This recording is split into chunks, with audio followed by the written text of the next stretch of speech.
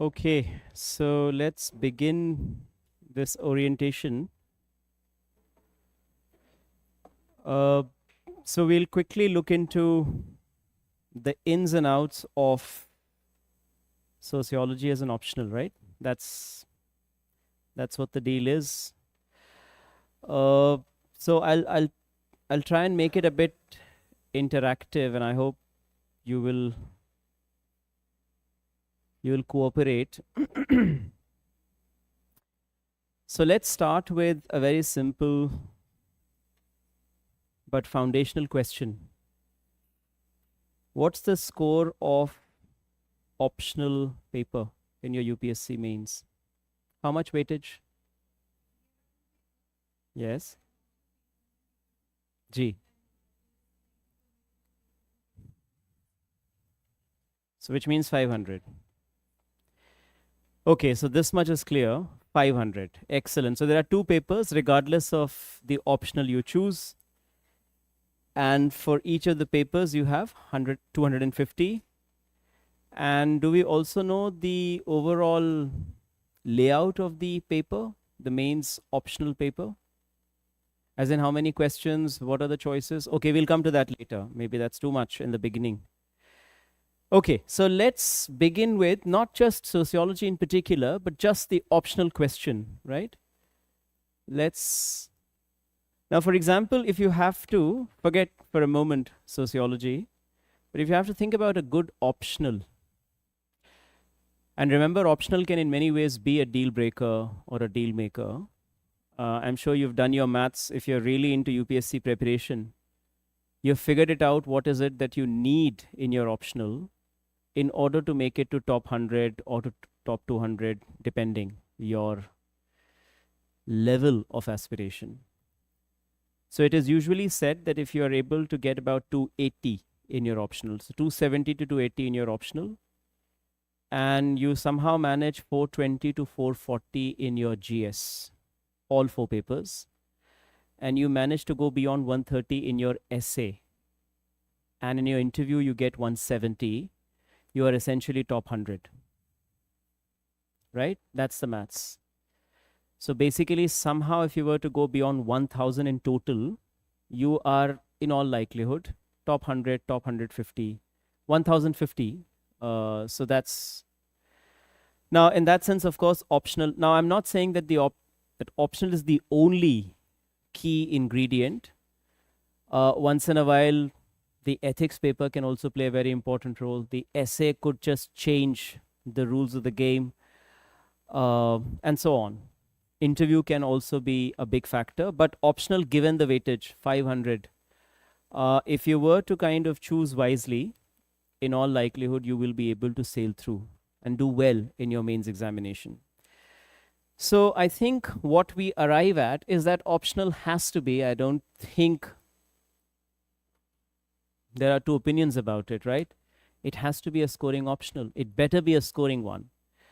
Which is to say, see, UPSC remains a mystery. There's something very puzzling about how you end up scoring and how you don't end up scoring, right? You write well, once in a while it so happens that you don't score well. So it remains a mystery, but there are best practices, and we'll get into that. But let's start with what, other than this, what else should an optional offer? So if you're thinking about an optional and you want to arrive at something, optional A, B, C, D, what should be your prime considerations, right? What are the navigational points through which you arrive at one of the optionals, right? But let's not get into which optional, that we will talk about later. But let's start with considerations. बताइए, तो कौन सी चीज़ें बहुत ज़रूरी हैं एक optional के अच्छा होने के लिए for any UPSC aspirant? Overlapping with GS, तो कैसे, बताइए, कोई एग्जांपल दीजिए. I asked him, just wait. So overlap GS के साथ, चलिए, तो किस तरीके से ओवरलैप करवाएं, बताइए क्या मतलब. Give an example. हिस्ट्री का ओवरलैप है नहीं है? क्यों आप लोग ये इसलिए कह रहे हैं कि हिस्ट्री ऑप्शनल में भी हिस्ट्री लिखा हुआ है और जीएस हिस्ट्री भी हिस्ट्री है इसलिए? तो हिस्ट्री ऑप्शनल तो फिर पढ़ाना ही नहीं चाहिए लोगों को। तारिक साहब हिस्ट्री ऑप्शनल भी पढ़ाते हैं, जीएस में पढ़ wait, let's not I get it, this is an important point, but let's so so the sense of overlap is also to be मतलब overlap in what sense, right? कौन कौन से topics GS के, कौन कौन से पेपर्स के, उनमें आपको कहाँ पे उस ऑप्शनल से जो आप सोच रहे हैं, right, the optional that you're thinking about, in what all segments of GS is it helpful, is it benefiting you, right? Now please बताइए, you were saying?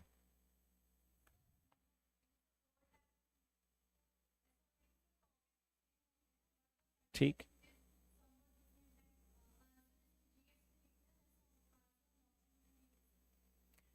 ओके। एक तो ये है कि हाँ ऑप्शनल की रिक्वायरमेंट्स अलग होती हैं, but there could be overlaps. So, for example, if you're thinking about PSIR, if you're thinking about history, here and there, geography, sociology, anthropology, thoda bahut overlap, because GS is such an incredibly wide spectrum. It pretty much covers everything under the sun. So, overlaps to jhak maar ke honge hi, unless we are thinking about something as uncommon as mechanical engineering, civil engineering, तो वहाँ ज़ाहिर है overlap नहीं है. But other than that, I think for the most part, when we are discussing social science, usually social science optionals, we have optional. ठीक, अब आगे चलते हैं. So let's, okay, so overlap with, fair enough. और बताइए, बस यही एक consideration है. बताइए, sorry. Objectivity in answers. All right.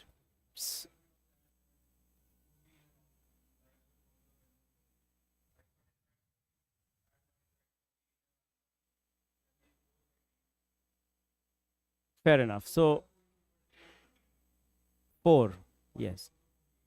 Yes, absolutely. So where are we going from there? 2 plus 2 equals to 4. आगे बताइए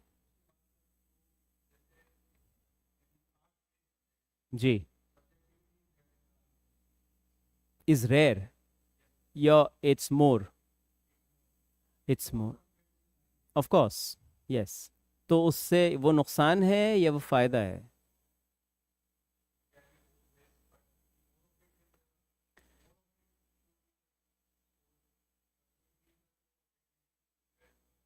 ठीक. So okay, fair enough. So you're saying, let's just write this down. So you're saying objectivity. अभी मैं पूछ नहीं रहा हूँ objectivity होता क्या है. फैक्ट बेस्ड नहीं, इतना सिंपल नहीं है ये. ऑब्जेक्टिविटी फैक्ट बेस्ड नहीं होता. ऑब्जेक्टिविटी का मतलब होता है जब आप एक ऑब्जेक्ट की तरह देखना शुरू कर दें.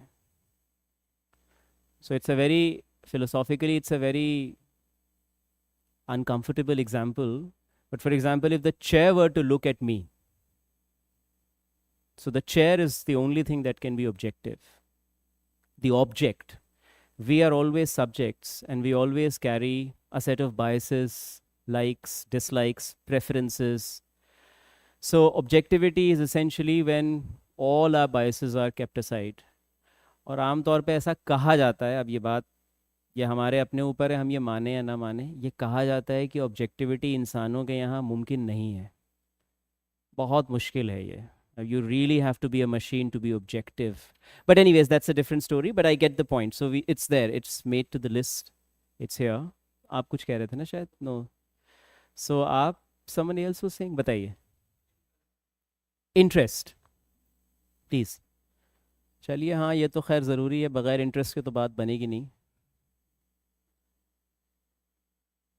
Anything else? वो तो मेरे हिसाब से given that UPSC is such an it's a booming industry, I don't think there is any optional जहाँ पर unless we look for an optional जो बिल्कुल कोई नहीं ले रहा है. But आमतौर पे मुझे लगता है material, mentoring, coaching, I think for the most part I'm talking about the usual run of the mill stuff.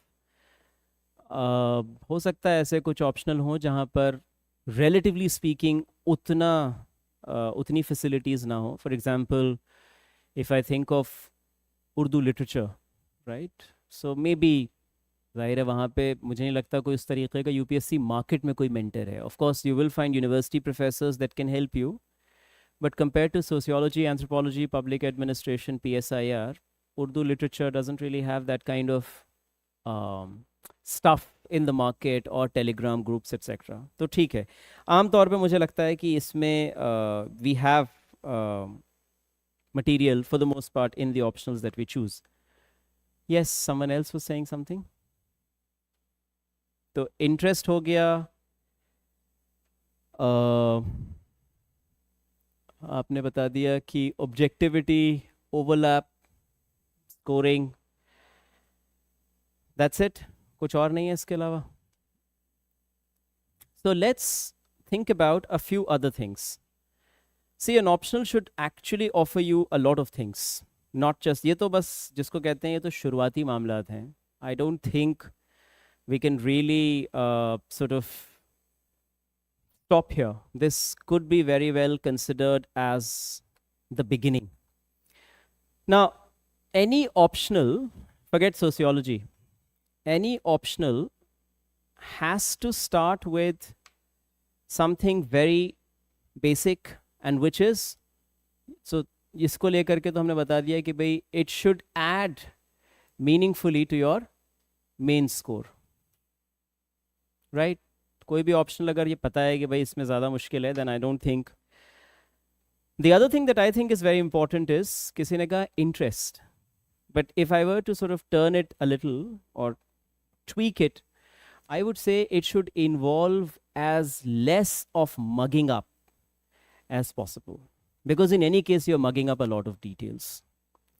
So that's my opinion. I stand corrected. You can always correct me on this, but my position is that a good optional is one that involves less mugging up, right? कुछ ना कुछ चीज़ें आपको रटनी पड़ेंगी. That's something that you simply cannot escape. But I think a decent optional is one wherein mugging up is not really something that you're constantly obsessed with. You're not always thinking about this needs to be mugged up, that needs to be mugged up, these needs to be remembered, etc. Long and short of it is that a good optional is one that offers some scope for understanding, that you've understood something and now you can very well write on your own instead of mugging it up and then reproducing content as it is, right? Interest ही के context में, for example, if you think about answer writing in general, right? So I would also like to point out that a good optional is one wherein answer writing is exciting. It should not be just another dry, routine, mechanical, flat exercise, right? It should be exciting in the sense that what you're writing about, you feel, of course, not always. There are always a few technical, very dry questions that require a cut-to-cut response. But a good optional, a desirable optional is one wherein answer writing becomes fun, exciting. You look forward to it. In other words, themes are such that you really want to engage with them one way or another, right? So that's another point that I'd like to draw your attention to.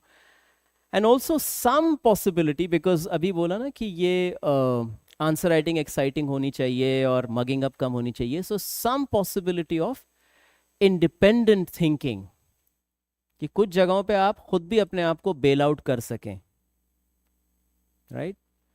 सिर्फ इतना ही ना हो कि बस जो है वही है, हमारे अपने सोचने का कोई स्कोप नहीं है. So a good optional is also one that offers some scope for independent thinking, that you can always build on the stuff that you learn.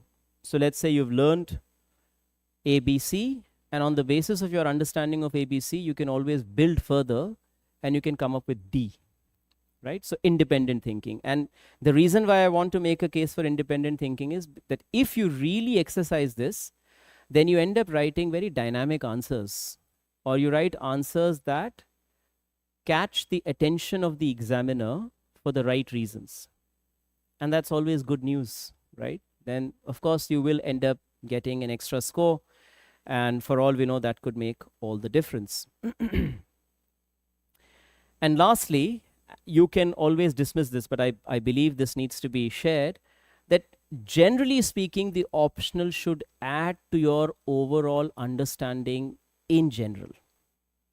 So UPSC तो एक चीज़ है, but ऐसा भी ना हो कि any optional is just a means, you know, ruthlessly, जिसको कहते हैं ना कि एक सीढ़ी है या एक पायदान है.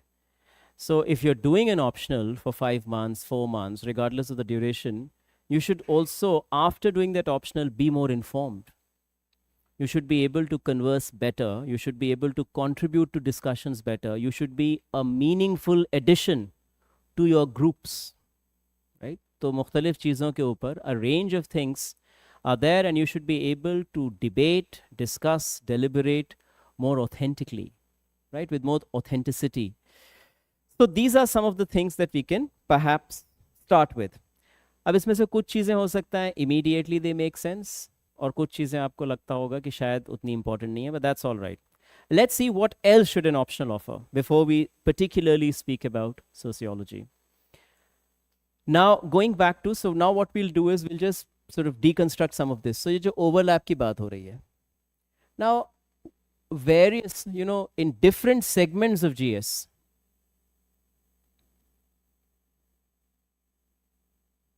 it should help you. And let's not end at GS. Let's also speak about essay, which is a very important component. Essay could also be a deal breaker once in a while. कई लोगों को पीछे भी रख देता है, कई लोगों को आगे बढ़ा देता है. So ideally, now you might think that, you know, what all should an optional do? Is an optional really supposed to do everything? Well, that's what it is. It's a competitive landscape, and any optional that ends up ticking more boxes will end up, you know, winning the show. So it should ideally also help you in your essay preparation. Ideally. ज़रूरी नहीं है कि सारे optional ऐसा करें, but अगर आपका optional ये करता है, that's of course an added advantage. That's an added benefit. Then I want to point out something that usually people don't think about. A good optional should also provide good fillers. Fillers सुना है आप लोगों ने?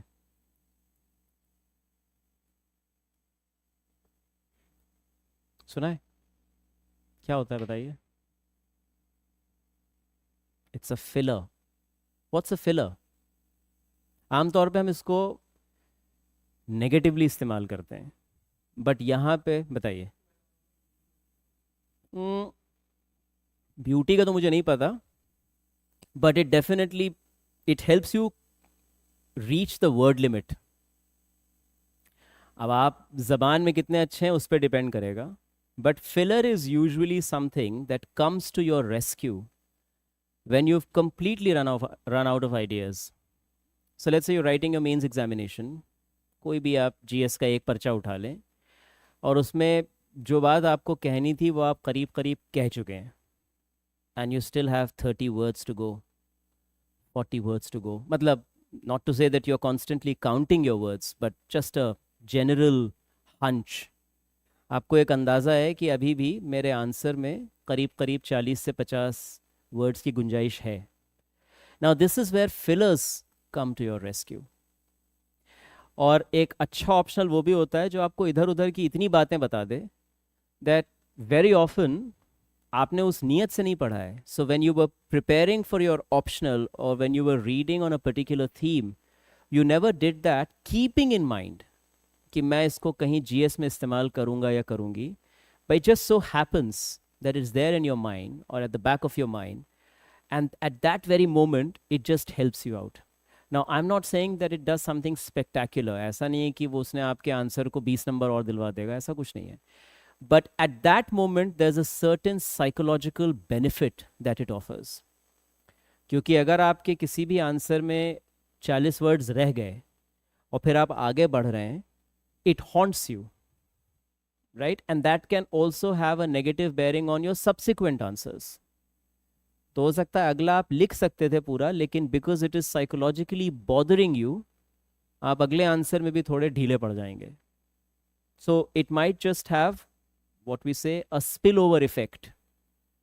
ये चौथा सवाल था, पांचवें छठे सातवें आठवें तक उसका चल रहा है, and by the time you reach the ninth question you are somehow able to distance yourself from that. लेकिन it's too late for that, because एक तो वहां रह गया और उसके बाद से आपके 4 आंसर्स की या 3 आंसर्स की क्वालिटी पे असर पड़ा. Now I don't have to say this, it might have a decisive bearing on your score for that particular GS paper. Right. So fillers, जैसा कि मैंने कहा, फिलर्स से ऐसा नहीं है कि कोई आपका स्कोर बहुत आगे पीछे हो जाता है, but I think there is a psychological advantage that you somehow are convinced that I did my job. And that's very, very important when you're writing your mains examination and you're pressed against time. You have to adhere to a speed which is almost inhuman, right? So it should provide quality fillers for occasions when we run out of ideas. That's a good optional. अगर कोई optional इस तरीके का आपके साथ, आपकी कुछ इस तरीके की मदद कर रहा है, when you have to write a little more and you've completely run out of ideas, still have 30 words to go, 40 words to go, लेकिन कुछ नहीं है, a good optional should help you out in that particular situation. And lastly, which is of course to do with the last stage, personality assessment, a good optional should always, or again ideally, offer a decisive edge in your personality assessment round, the interview round, right? तो कोई ऐसा optional जिसको पढ़ के, जो मैं भी पीछे कह रहा था, you are more informed and you can perhaps speak with more confidence. You can draw the attention of the board members to a few insights that in all likelihood even they have no clue about. And it's possible, but just because they're senior board members doesn't mean they know everything, right? ये हम सबके साथ है. तो आप एक दो insights ऐसी share कर सकते हैं that they find absolutely dazzling, and that just works. वो सिर्फ उसी insight पे ही पता चला कि आपके 20 नंबर इंटरव्यू में आगे बढ़ गए, and the board anonymously arrives at this was incredible. So an optional should also offer something along those lines. In other words, an optional should not be restricted to just the main stage. We think of the optional in terms of only mains, but a great optional is one that even goes beyond, right? और अगर आप service में आ गए, even then it should help you. ऐसा नहीं कि बस वो 1 हफ्ते 2 हफ्ते के मामला थे और फिर उसके बाद से ऑप्शनल कहीं और मैं कहीं और. It should remain with you ideally. भाई किसी सब्जेक्ट को पढ़ा है तो कुछ तो बाकी रहे उसका. It'll be very unfortunate कि आप बिल्कुल उससे रिश्ता ही तोड़ दें सर्विस में आने के बाद से. So in some senses a good optional remains with you. Now let's just turn the table, the whole thing, and come to some of the stuff that sociology offers. Let's see what do we have here. Now, I never make this claim that sociology offers, or if you take sociology, you get a high score. I don't think anyone can make that claim. ये नामुमकिन है, मतलब इस तरीके का claim करना. But I can always say that sociology as an optional offers a high probability vis-a-vis a commendable score. So in other words, what I'm trying to point out is if you get your best practices in place, and if you have a certain sense of PYQs and you figure out the trends and the weightage of different units of paper 1 and 2, then scoring 270 plus is never a distant dream. This is something that I can say on record, right?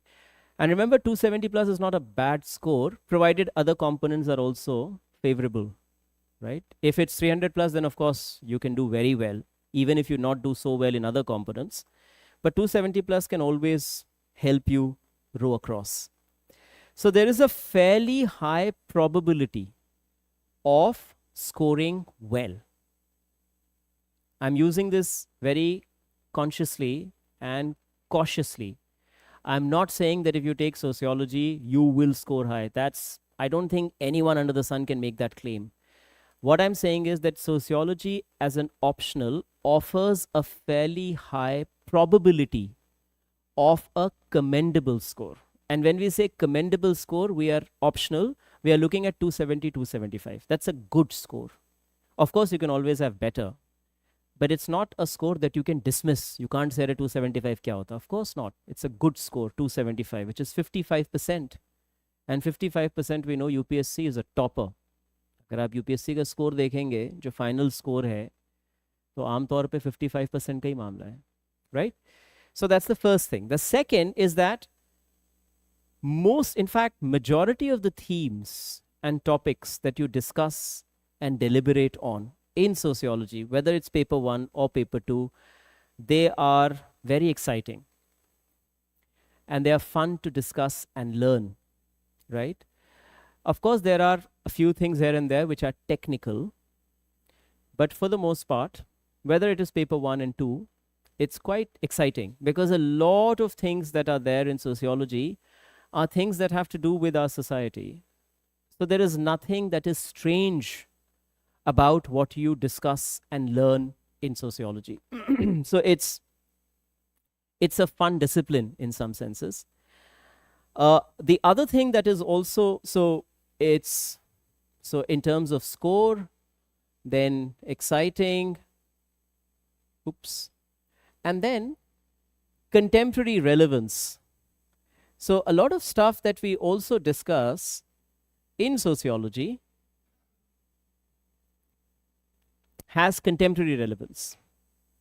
So for example, very robust discussion on poverty, on development, on child labor, on empowerment, and you name it. It's a long list. But basically, these are things that are not outdated. These are things that are very much part and parcel of our times.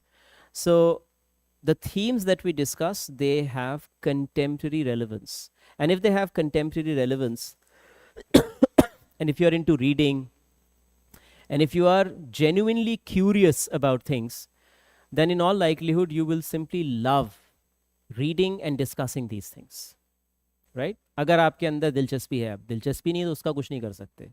One cannot really inculcate curiosity. Curiosity is something that is there, right? So if you are interested and if you are genuinely into stuff that's happening all around, which is of course a prerequisite for a UPSC aspirant, मतलब अगर आपकी दिलचस्पी नहीं है in things happening all around, then I don't think things are in place. तो फिर sociology as an optional can really offer a great deal of help. Then again, you can think of examples on your own. So in the case of many optionals, examples are usually taught. And you have no other option but to remember them. And why do we, very quickly, why do we have examples? What's the significance of examples? ये तो बहुत immediate बात हो गई. वैसे हाँ चलिए, proof के लिए हो गया example.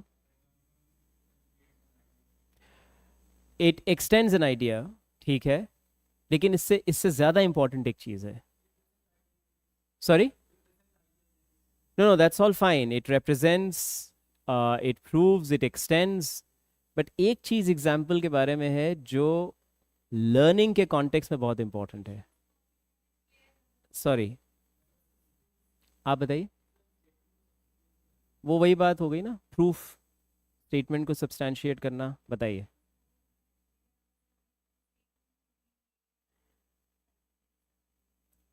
Yes, so let me, आप क्या कह रहे थे, आप बताइए.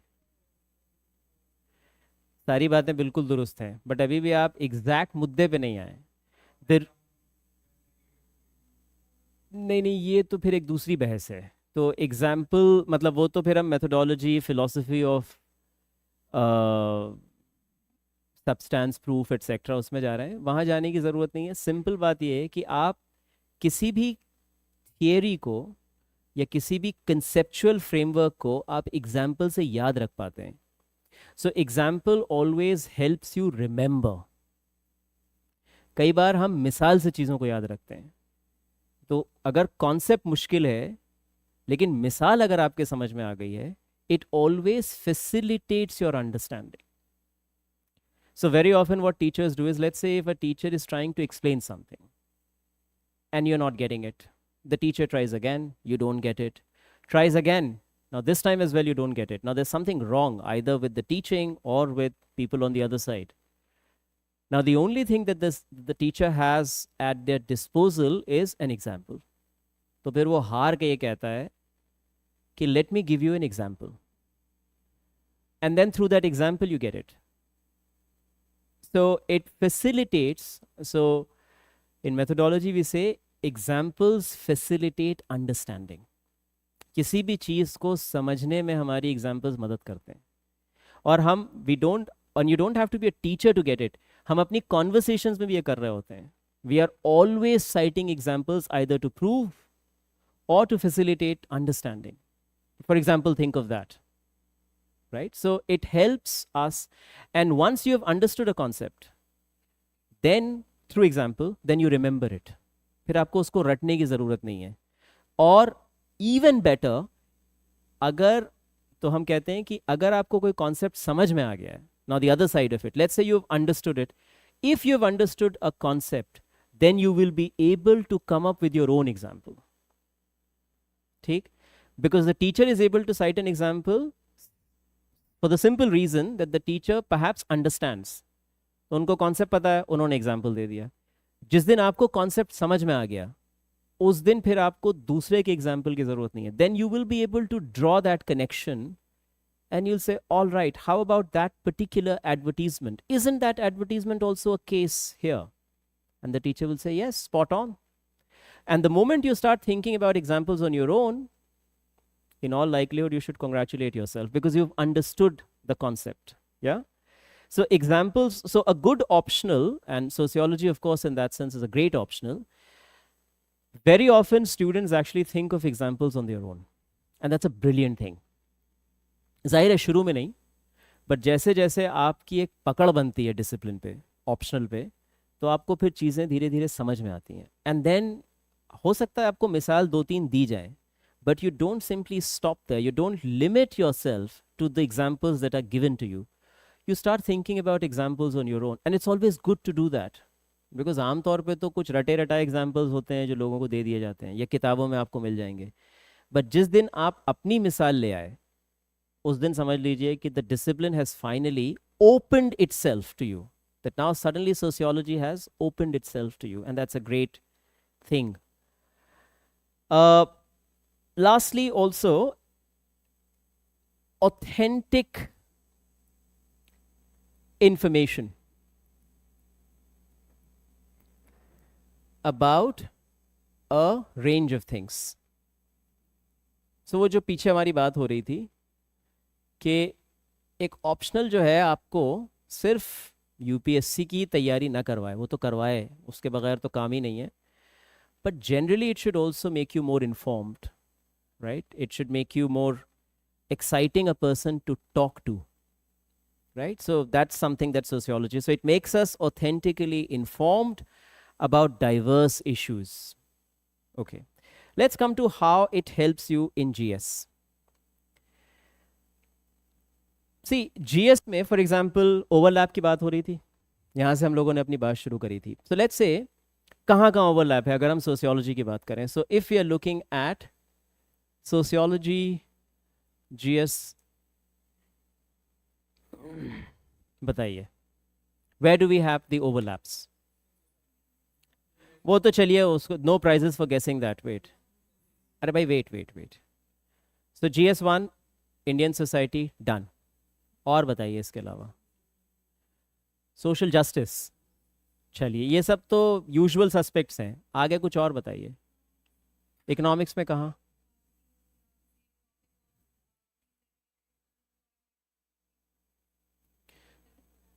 सो इकोनॉमी में you have a range of topics that could very well be found in sociology as well. Polity में कुछ है?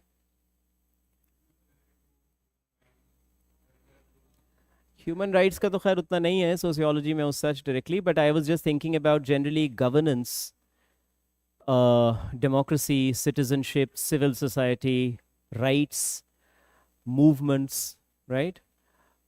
So there is secularism, of course. So these are things that are also discussed. उसके अलावा जाहिर है, sorry कोई बोल रहा है, बताइए. सोशल इश्यूज और जस्टिस तो खैर है ही। हिस्ट्री में कुछ है?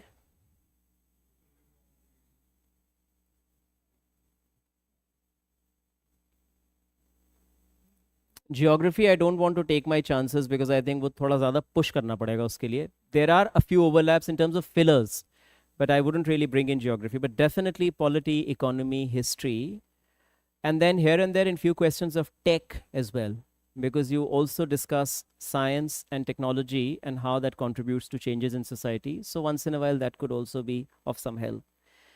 Now this is a lot. This is quite a bit. और इसके अलावा fillers का मामला है अपनी जगह पर.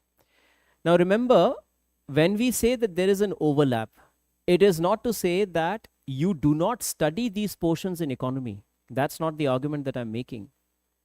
कि इकोनॉमी में पॉवर्टी के ऊपर जो चीज़ें हैं वो आप नहीं पढ़ेंगे क्योंकि पेपर 2 में पॉवर्टी या पेपर 1 के अंदर एक्सक्लूजन एंड पॉवर्टी आप पढ़ रहे हैं. No, the point is sociology will not, it will not replace the GS pointers. So a typical GS answer will remain there. What sociology will do is it will do the garnishing. Right? It will simply do the garnishing. ये ऊपर से कुछ चीजें डालेगा. आप पूरा answer नहीं बदलेंगे because there is a GS drill and there is an optional drill. And you don't confuse the two. Optional का अपना मामला है, GS का अपना मामला है. But when you read on poverty in sociology, you will always get one or two very exciting arguments. And these arguments can always be used in GS. You will come across extraordinary insights in relation to something like total sanitation campaign or Manrega or right to education or something to do with disability rights and so on.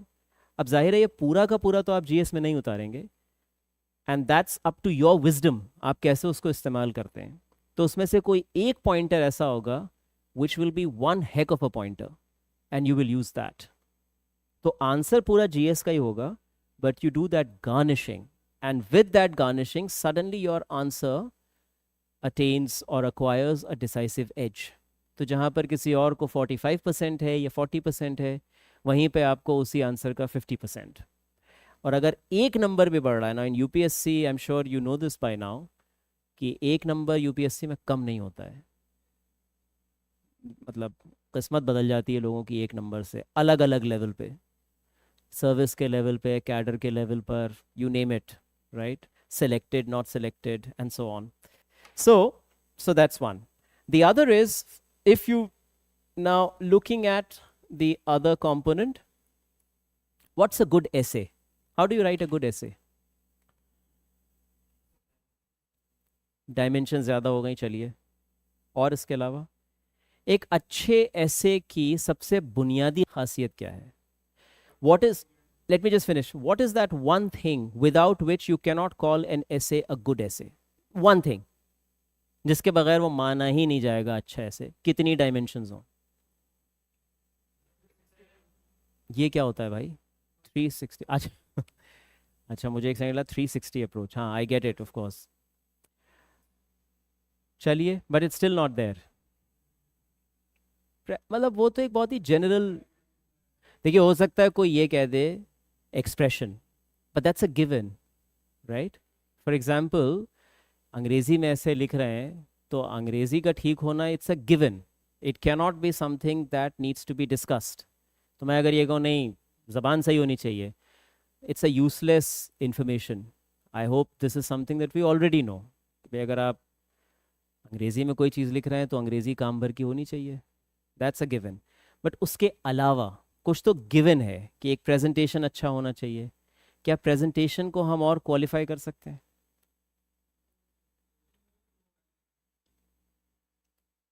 So a good essay, basically what is it that essay is trying to assess? जब भी आप essay लिख रहे होते हैं, assessment इस बात का है कि आप किसी एक थीम पर sustained कितनी देर तक सोच सकते हैं और लिख सकते हैं, right? So and if you figure this out, if you try to, आप अपने ऊपर नहीं ऐसे लिख पाएंगे. मैं बता रहा हूँ, मतलब what else is there in the world that you would know more authentically but yourself? But if you were to kind of sit down and write 1,000 words on yourself, believe me, it's impossible.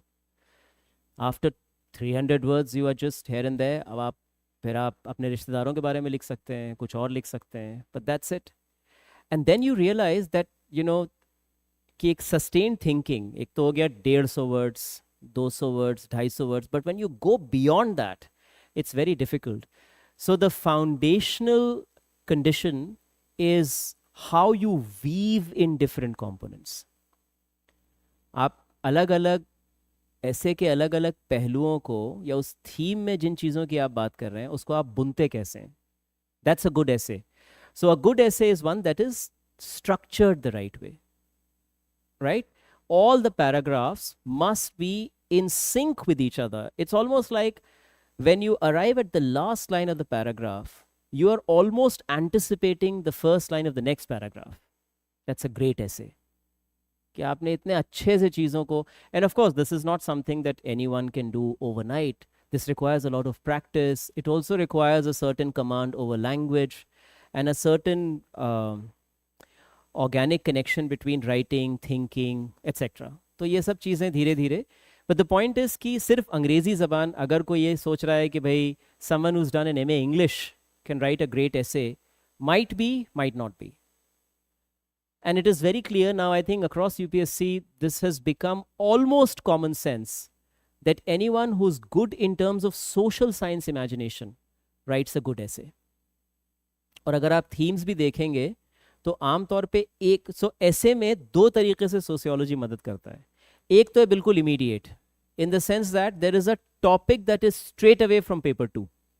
ये तो बिल्कुल direct हो गया. अब इसके ऊपर कोई बात करने की ज़रूरत ही नहीं है कि सीधा सीधा कोई एक थीम ऐसी आ जाए जिसके बारे में आप अपने पेपर में पढ़ चुके हैं, and you have a decent idea and you can always expand, elaborate, extrapolate and so on. Right? ये तो बहुत इमीडिएट चीज़ हो गई जो कई बार फिलॉसफी एज एन ऑप्शनल के बारे में भी कही जाती है. ठीक है. इसके अलावा जो the point that I am trying to make is distinctly related to sociology. See, sociology as an optional, let's not say optional, sociology as a subject, it helps you write better. Because what sociology does is it helps you draw connections. And an essay is all about drawing connections. एक अच्छा essay, जब तक मान लीजिए मैंने आपका ऐसे पढ़ा और उसमें मुझे 4 अलग अलग चीज़ों में कनेक्शंस दिखाई दिए, मैंने बहुत अच्छा है.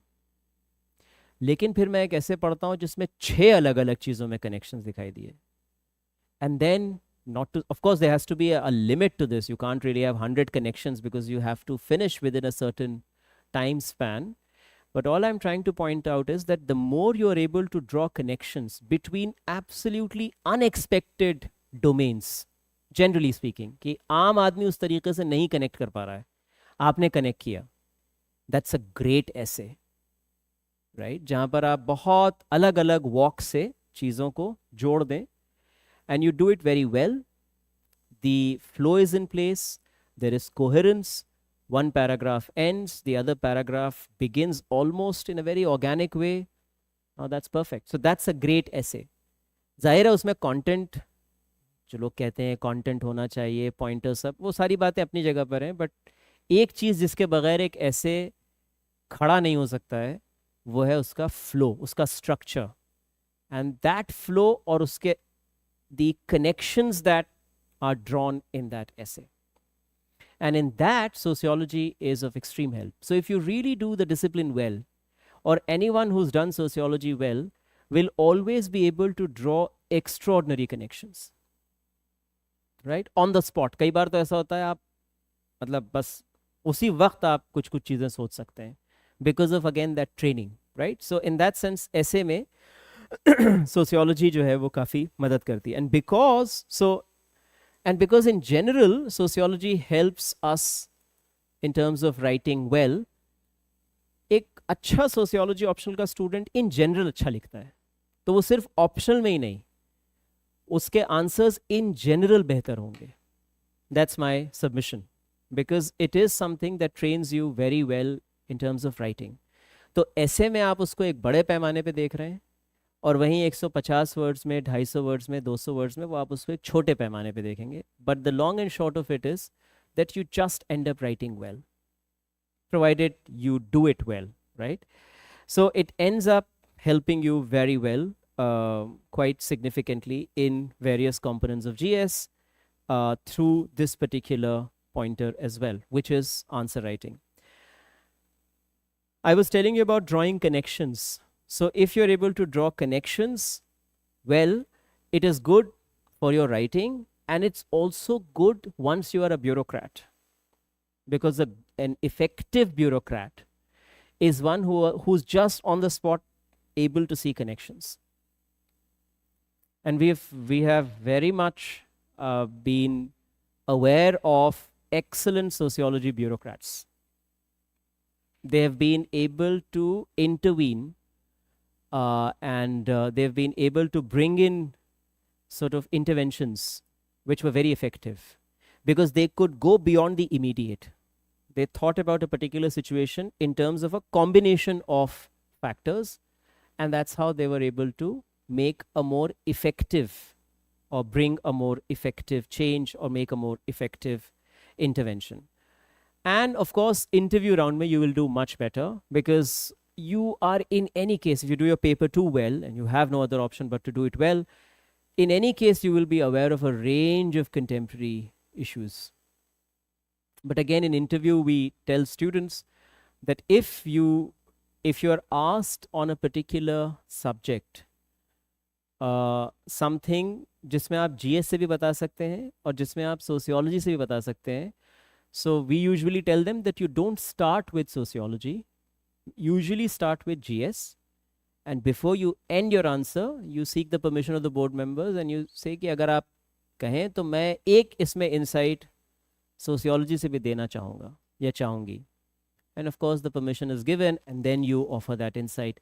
And these are interesting, exciting ways in which you end up sort of impressing the board. यहाँ तक इससे related कोई सवाल है? Okay, let's come to the technicalities, some of the stuff that usually, so for example, if you think about the syllabus,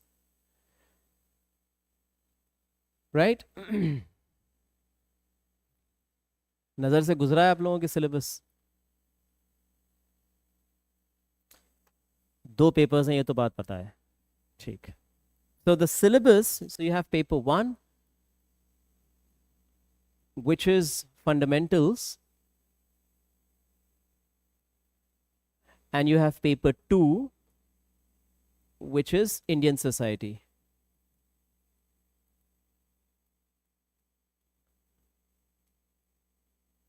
Paper 1 and paper 2, 250 each.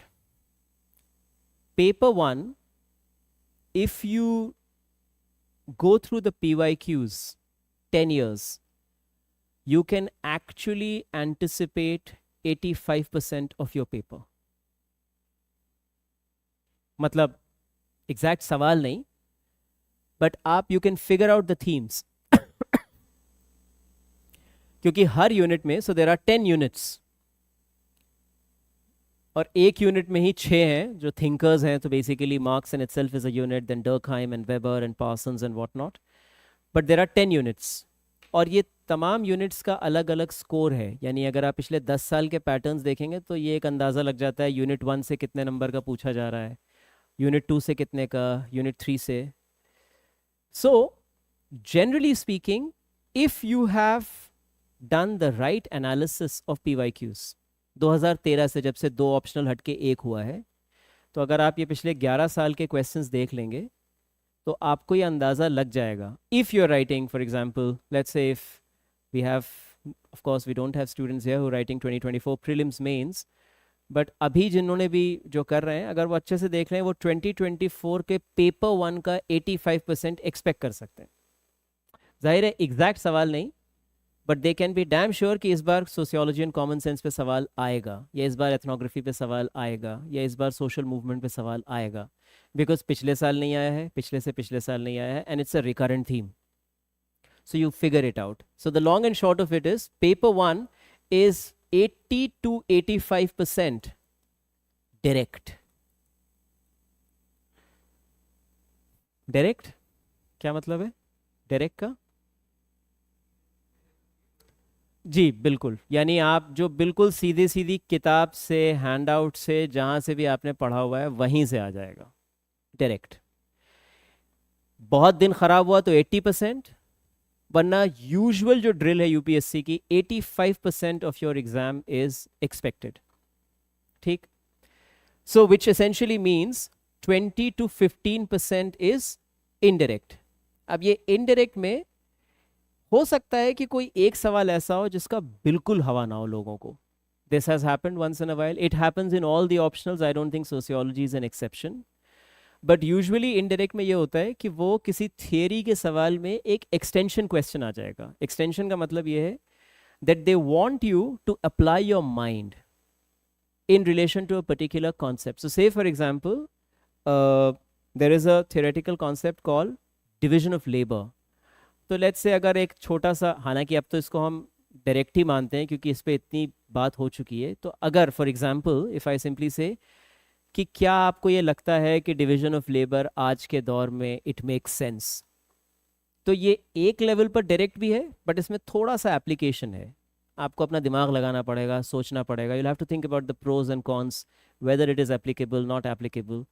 So in that sense, this is a question that might just compel you to think for a moment, right? Or there could be a question that is absolutely new to you. But choice होती है तो इसलिए कोई बहुत ज़्यादा घबराने की उसमें ज़रूरत नहीं है। अक्सर एक आध सवाल हो सकते हैं जो आपको नहीं आते हैं बट आप दूसरे सवाल कर सकते हैं। तो आमतौर पे एक्सटेंशन क्वेश्चंस आएंगे या फिर उसकी कंटेम्प्रेरी रेलेवेंस के बारे में किसी थियोरेटिकल कॉन्सेप्ट का। But paper one long and short is a cake walk. ठीक है, आई कम टू, अभी मैं I come back to paper one in a moment.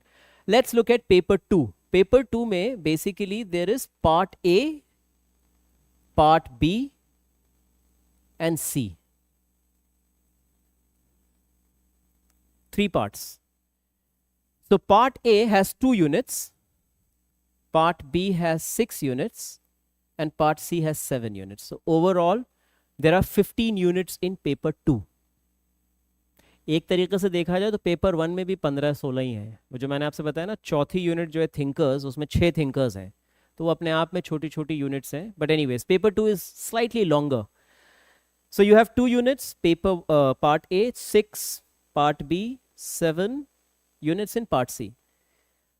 Part A 40 marks, all direct. इसमें 30 to 40 कह सकते हैं आप। एक 20 नंबर का सवाल, 2 10 नंबर के या एक 10 नंबर का, right? So that's your part A, 40 marks all direct. मैं आपको पिछले 10 साल के एनालिसिस के हिसाब से बता रहा हूं। Part B which is 6 units, you have about 160 marks, right? 70% direct, 30% indirect. तो पार्ट सी कितने का हुआ?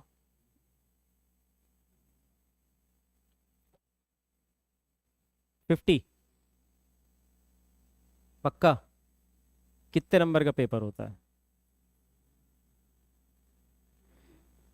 250 का होता है पेपर। तो अब आपको पता करना पड़ेगा कि पेपर आता कैसा है, क्योंकि 250 का पेपर नहीं होता है।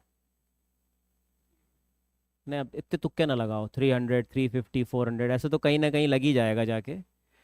Let's get the layout. So the sociology paper has 2 sections. Whether it is paper 1, उसमें कोई फर्क नहीं है। पेपर 1 पेपर 2 कुछ भी हो, 2 सेक्शंस हैं। Section A, question number 1 is compulsory, 5 short notes 10 markers, 50 number हो गए। क्वेश्चन नंबर 2 3 एंड 4, ये तीनों सवाल में 20 10 नंबर के 3 सवाल हैं। सो which means 2 ABC 3 ABC 4 ABC, ये सब 20 10 20 10। सो सेक्शन ए कितने का हुआ? 200 नंबर का। ठीक, अब इसमें डील ये है कि पहला सवाल कंपलसरी है। अब आते हैं सेक्शन बी पे। Question number 5 again compulsory, exactly the same, वो वही वाला। 5 शॉर्ट नोट्स हैं 10 10 नंबर के कंपलसरी, और 6 7 8 बिल्कुल वैसे ही जैसे 2 3 4। 20, 20, 10. Now, how you do it is question number 1 and 5 are compulsory. Now, as for the remaining, you must do at least one from each of the sections and maximum 2.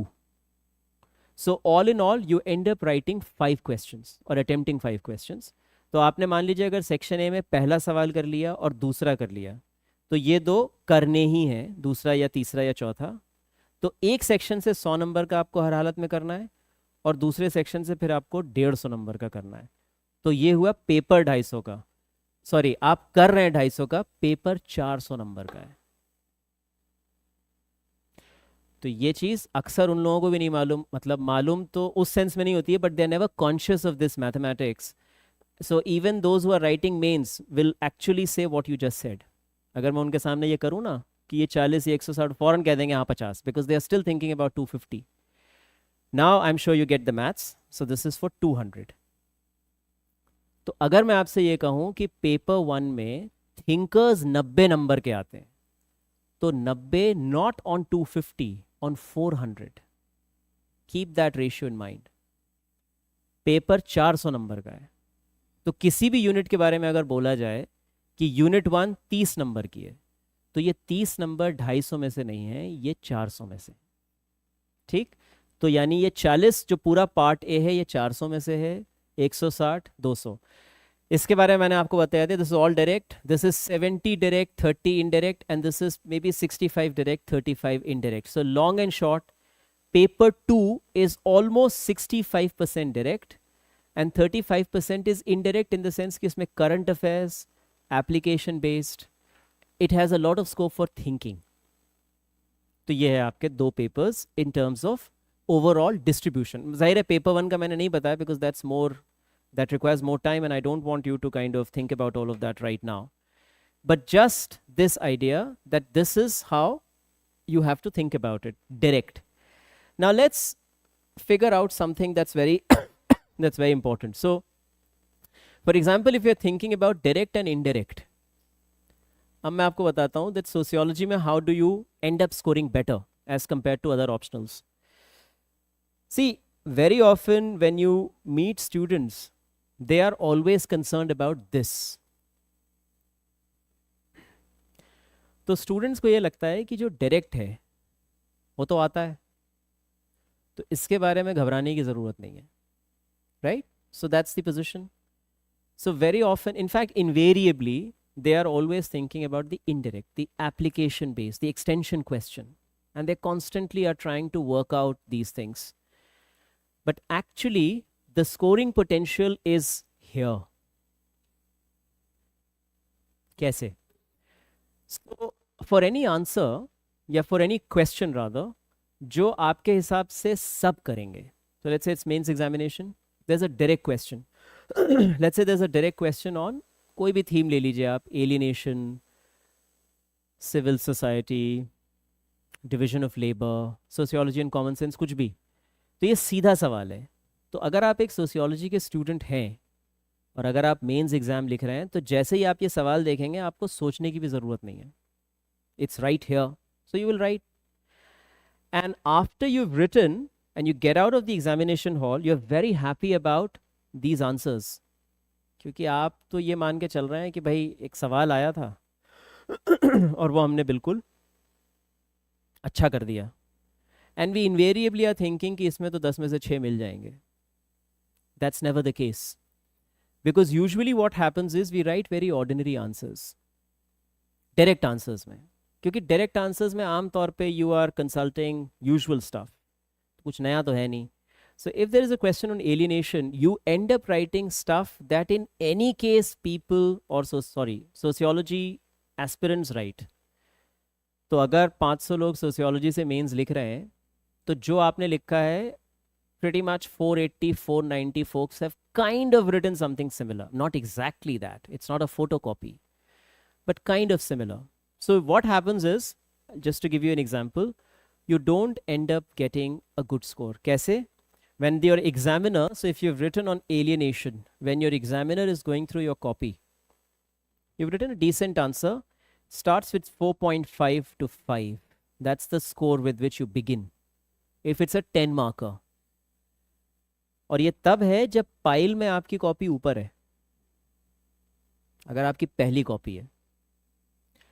So if the examiner goes down the pile, then for the same answer, roughly the same answer, by the time the examiner reaches the end of the pile, this surprisingly gets to 3 to 3.5. ये हो जाता है. या आप भी करेंगे अगर आपको कॉपी चेक करवाई जाए. ये एक ही चीज़ पढ़ रहा है एक आदमी एक वक्त के बाद से, तो दूसरी तीसरी कॉपी पे जो 5 था वो 4.5 हो गया, और जब तक वो 20वीं 25वीं कॉपी पे पहुंचा. And imagine if yours is the 20th copy in the pile. तो ये तभी होता है कि फिर स्टूडेंट्स जब मेंस का जब स्कोर आता है तो कहते हैं पेपर तो बहुत अच्छा किया था, आए हैं 98. पर दैट्स, तो एक तो ये कि बहुत अच्छा शायद किया नहीं था, और दूसरा पाइल में बहुत नीचे थे. That's the only explanation I have. Right now what is it that we can do? So for example when we do the optional, we try and do something which is what I called minimizing the role of luck. किस्मत का आप कुछ कर तो नहीं सकते हैं, but you can always resist your luck. बिल्कुल you can't wish it away, but you can always minimize the role of luck. So for example, can you do something as a result of which pile में आपकी copy कहाँ है, that becomes immaterial. And that can only happen when you write an excellent answer, an unusual answer, जिसमें आपकी information बिल्कुल पूरी तरीके से अलग है, उसका एक्सप्रेशन अलग है, उसके पॉइंटर्स अलग हैं, उसकी क्वालिटी डिसाइसिवली सुपीरियर है. तो जब वो आंसर जब एग्जामिनर पढ़ता है, तो अगर वो शुरू में पढ़ लेगा, मेरे हिसाब से that's still not very favourable.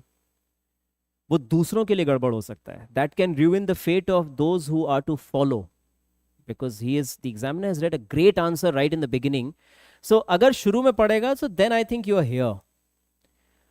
But अगर वो बाद में पढ़ेगा, then there is always a likelihood of you going up to 6.5, which is an insane score in UPSC.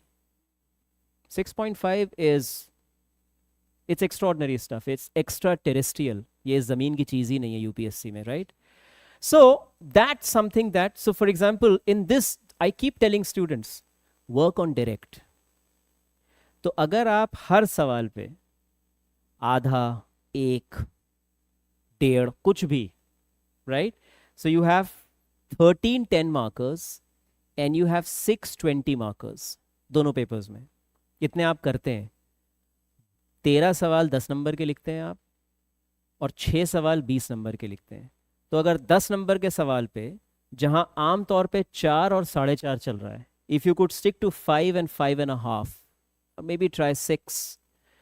और अगर आप 12 नंबर के सवाल पे जहां एक आम स्कोर चल रहा है 10 10.5, if you could go up to 12 to 13, you are basically looking at 290, right? And 290 is a score that can easily get you across. And if you've done very well in other components as well, you are in top 50. अगर हर जगह आप 440 GS, 135 essay, 190 interview, then you are top, you do the maths, you are top 50 जो आपका score बन रहा है पूरा. If 290 you've got in your, if you've obtained 290 in your optional. So in the optional that we do value addition. तो value addition से क्या हो जाता है, किसी भी चीज़ के ऊपर एक तो होती है आम समझ, और एक होता है कि आप उसके बारे में कुछ ऐसी बातें लिखें जो कोई और नहीं लिख रहा है.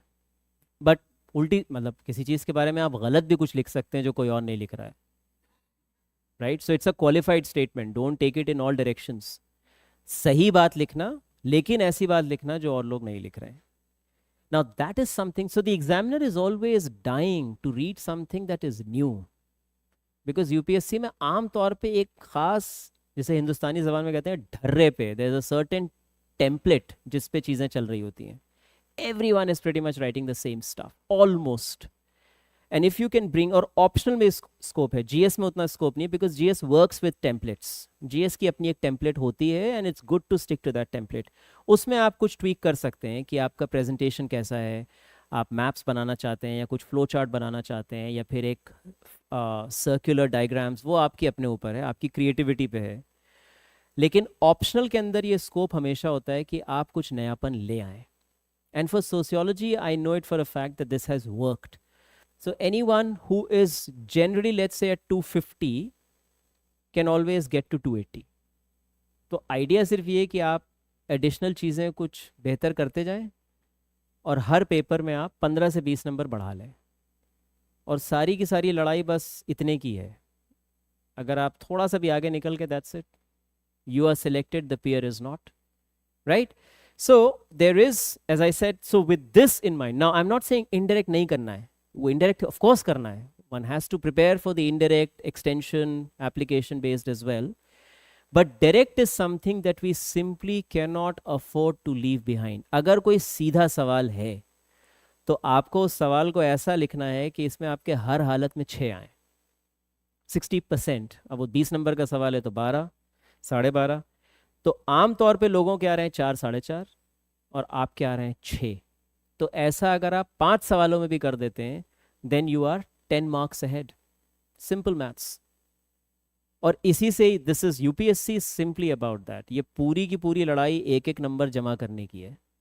कहाँ से आधा, कहाँ से एक, कहाँ से पौना, this is what it actually boils down to, crass mathematics.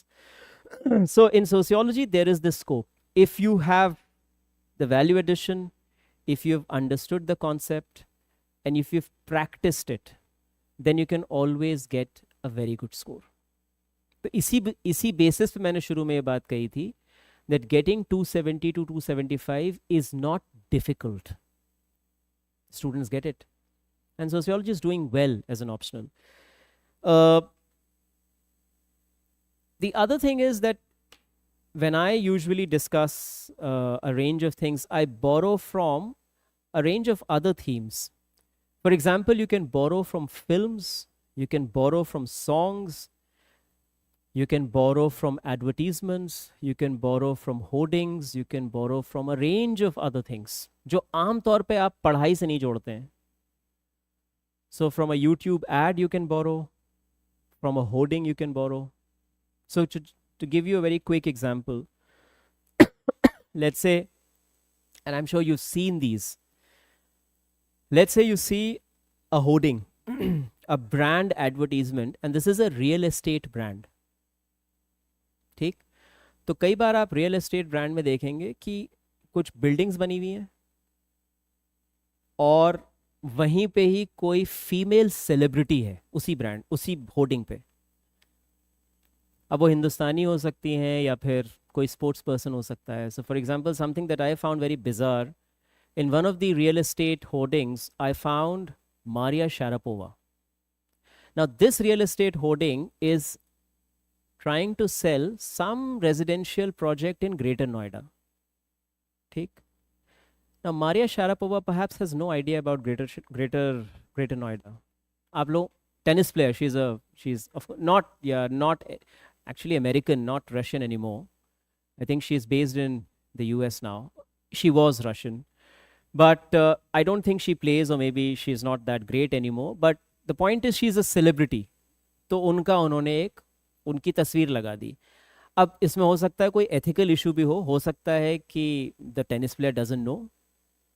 फिर अगर उनको पता चल जाए, so she can always sue the company and make the company pay for whatever infringement.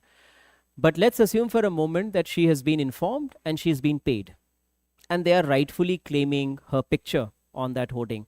Now the simple question that arises, जो भी अगर उस चीज़ को एक बार 1 सेकंड के लिए अगर सोचेगा, what on earth is Maria Sharapova's picture doing on this real estate brand hoarding, जो ये बता रहा है कि फला जगह पे 3 कमरे के मकान इतने के हैं और 4 कमरे के मकान इतने के, and so on.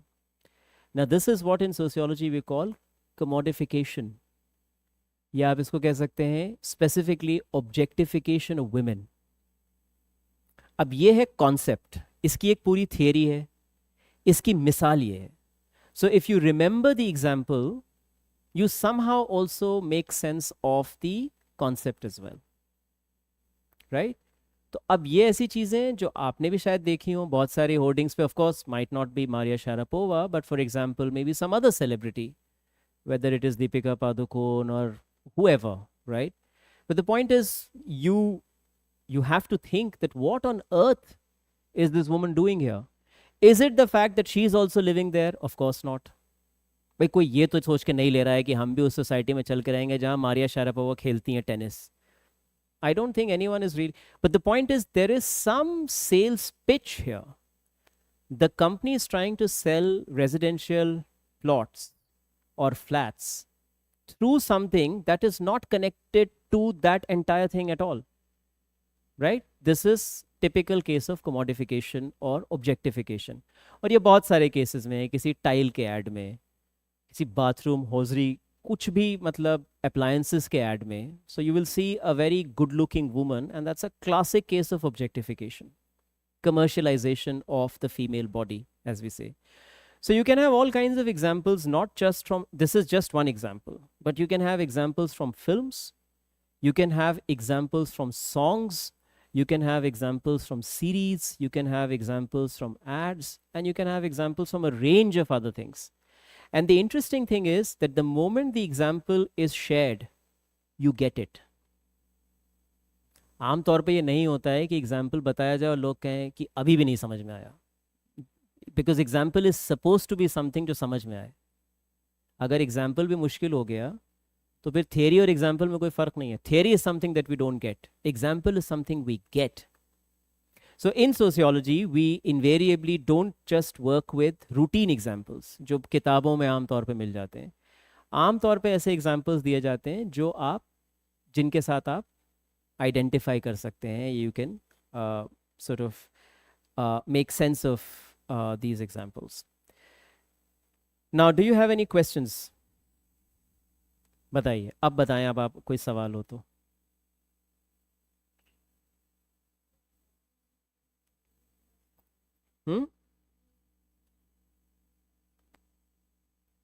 I didn't get it. Philosophy and sociology? See, I will always say sociology, although I also happen to read philosophy.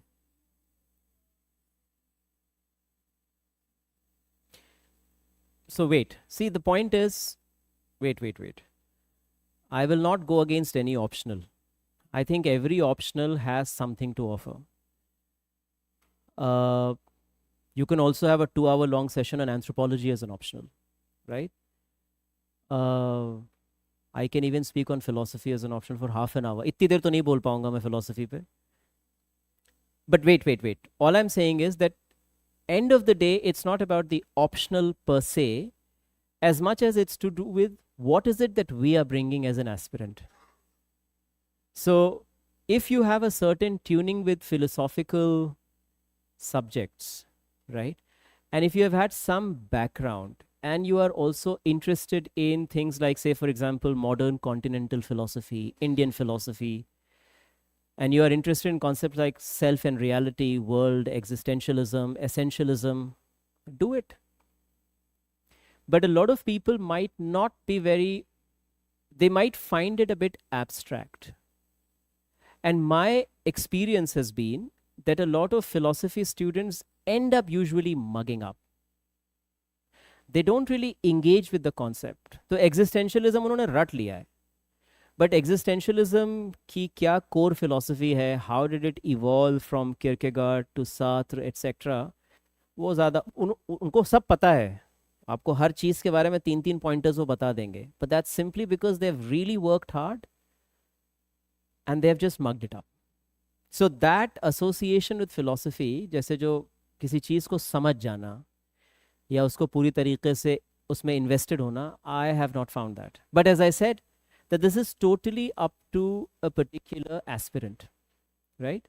But I would want to speak about sociology and not any other optional, because that's ditching the subject. I don't want to ditch sociology.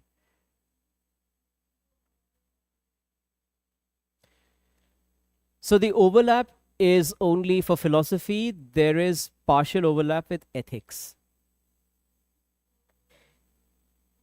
very little. And then essay. ऐसे में कई बार philosophy से एक topic, मतलब एक topic चार में से, तो वो हो सकता है. वो तो देखिए, that argument could be made in relation to PSIR, could be made in relation to geography, of course sociology, once in a while anthropology, history. तो ये ऐसे में तो चार चार हैं, तो अब उसमें से कुछ ना कुछ तो निकल ही आएगा.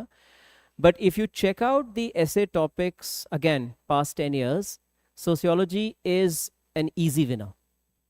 मतलब in terms of, again, not to take sides, but just a very fact based objective, उस सेंस में डेटा कि लाइए साहब देखिए ज़रा 2013 में कितनी ऐसे की थीम्स थी, एंड यू कीप चेकिंग कि 2013 में optional wise you can just write it down, and then see by the time you reach 2023 कौन से ऑप्शनल की कितनी थीम्स हैं. That you can do on your own. So ऐसे में it helps of course, but as I said sociology will always have an edge, because one way or another, एक तो direct आ जाता है, और दूसरा लिखने के हिसाब से जो मैं कह रहा था, you will always right a better essay if you do sociology well. बताइए और why not to take sociology?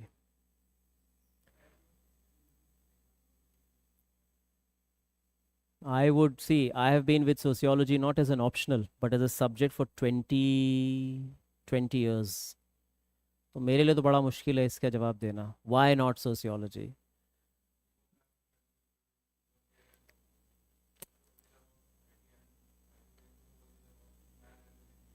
Not necessarily. Anthropology is about also society, but of specific kinds of society. Anthropology is more archaeology determined. Sociology is more historically. थोड़े से कुछ फ़र्क हैं, कुछ नहीं भी हैं. आजकल हिंदुस्तान में एंथ्रोपोलॉजी सोशियोलॉजी सब साथ में चल रहा है. But in UPSC of course anthropology is very different.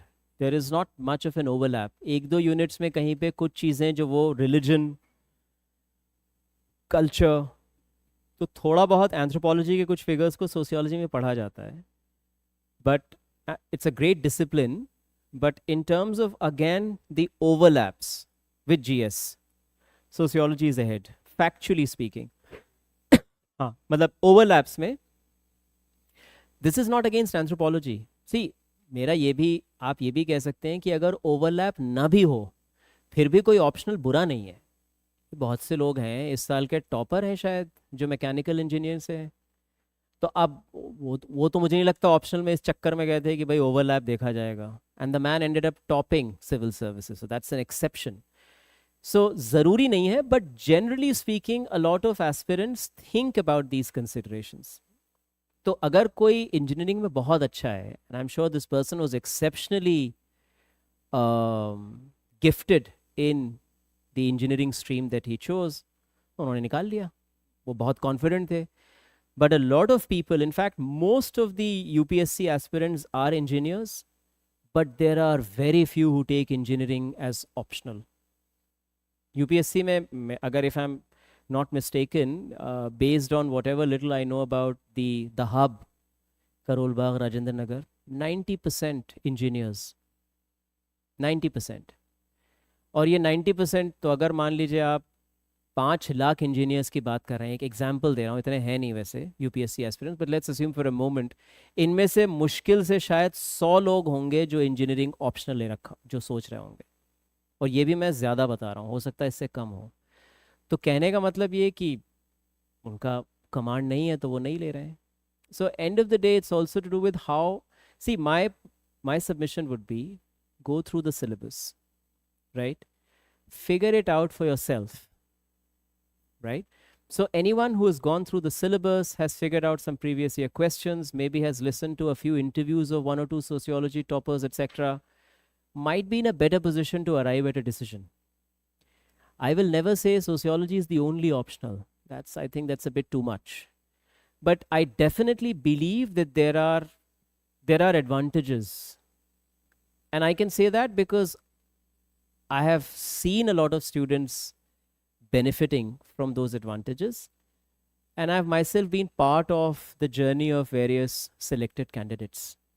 तो उस सेंस में जामिया में जैसे for about 10-12 years now, every year you have 6-7 sociology students who crack the exam every year without fail. So sociology is doing very well there. Of course there are also 4-5 who don't clear the interview. सब कर लें तो बहुत लंबा number हो जाएगा, but you always have 5-7, at times 8 students who crack just from sociology every year. So the discipline is, the optional is doing well, but this is not to say कि और लोगों का नहीं हो रहा है या और ऑप्शनल में मुश्किल है. किसी और ऑप्शनल के बारे में I can say, but I should not. The person who offers that option should speak about it. But if I'm comparing, then I can very well say this on record, that anthropology does not have that much of an overlap as sociology has. और एक चीज़ जो मैं on record किसी भी optional के सामने कह सकता हूँ, किसी भी ऑप्शनल के मेंटोर के सामने, that excellent answer writing comes from sociology, because it's a discipline that trains you to connect arguments. ये ट्रेनिंग किसी डिसिप्लिन में नहीं है. ये पॉलिटिकल साइंस आईआर में नहीं है, ये इकोनॉमिक्स में नहीं है, ये हिस्ट्री में नहीं है.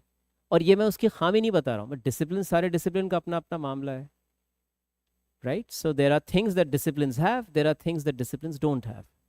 सो sociology in that sense offers something that is extra, right?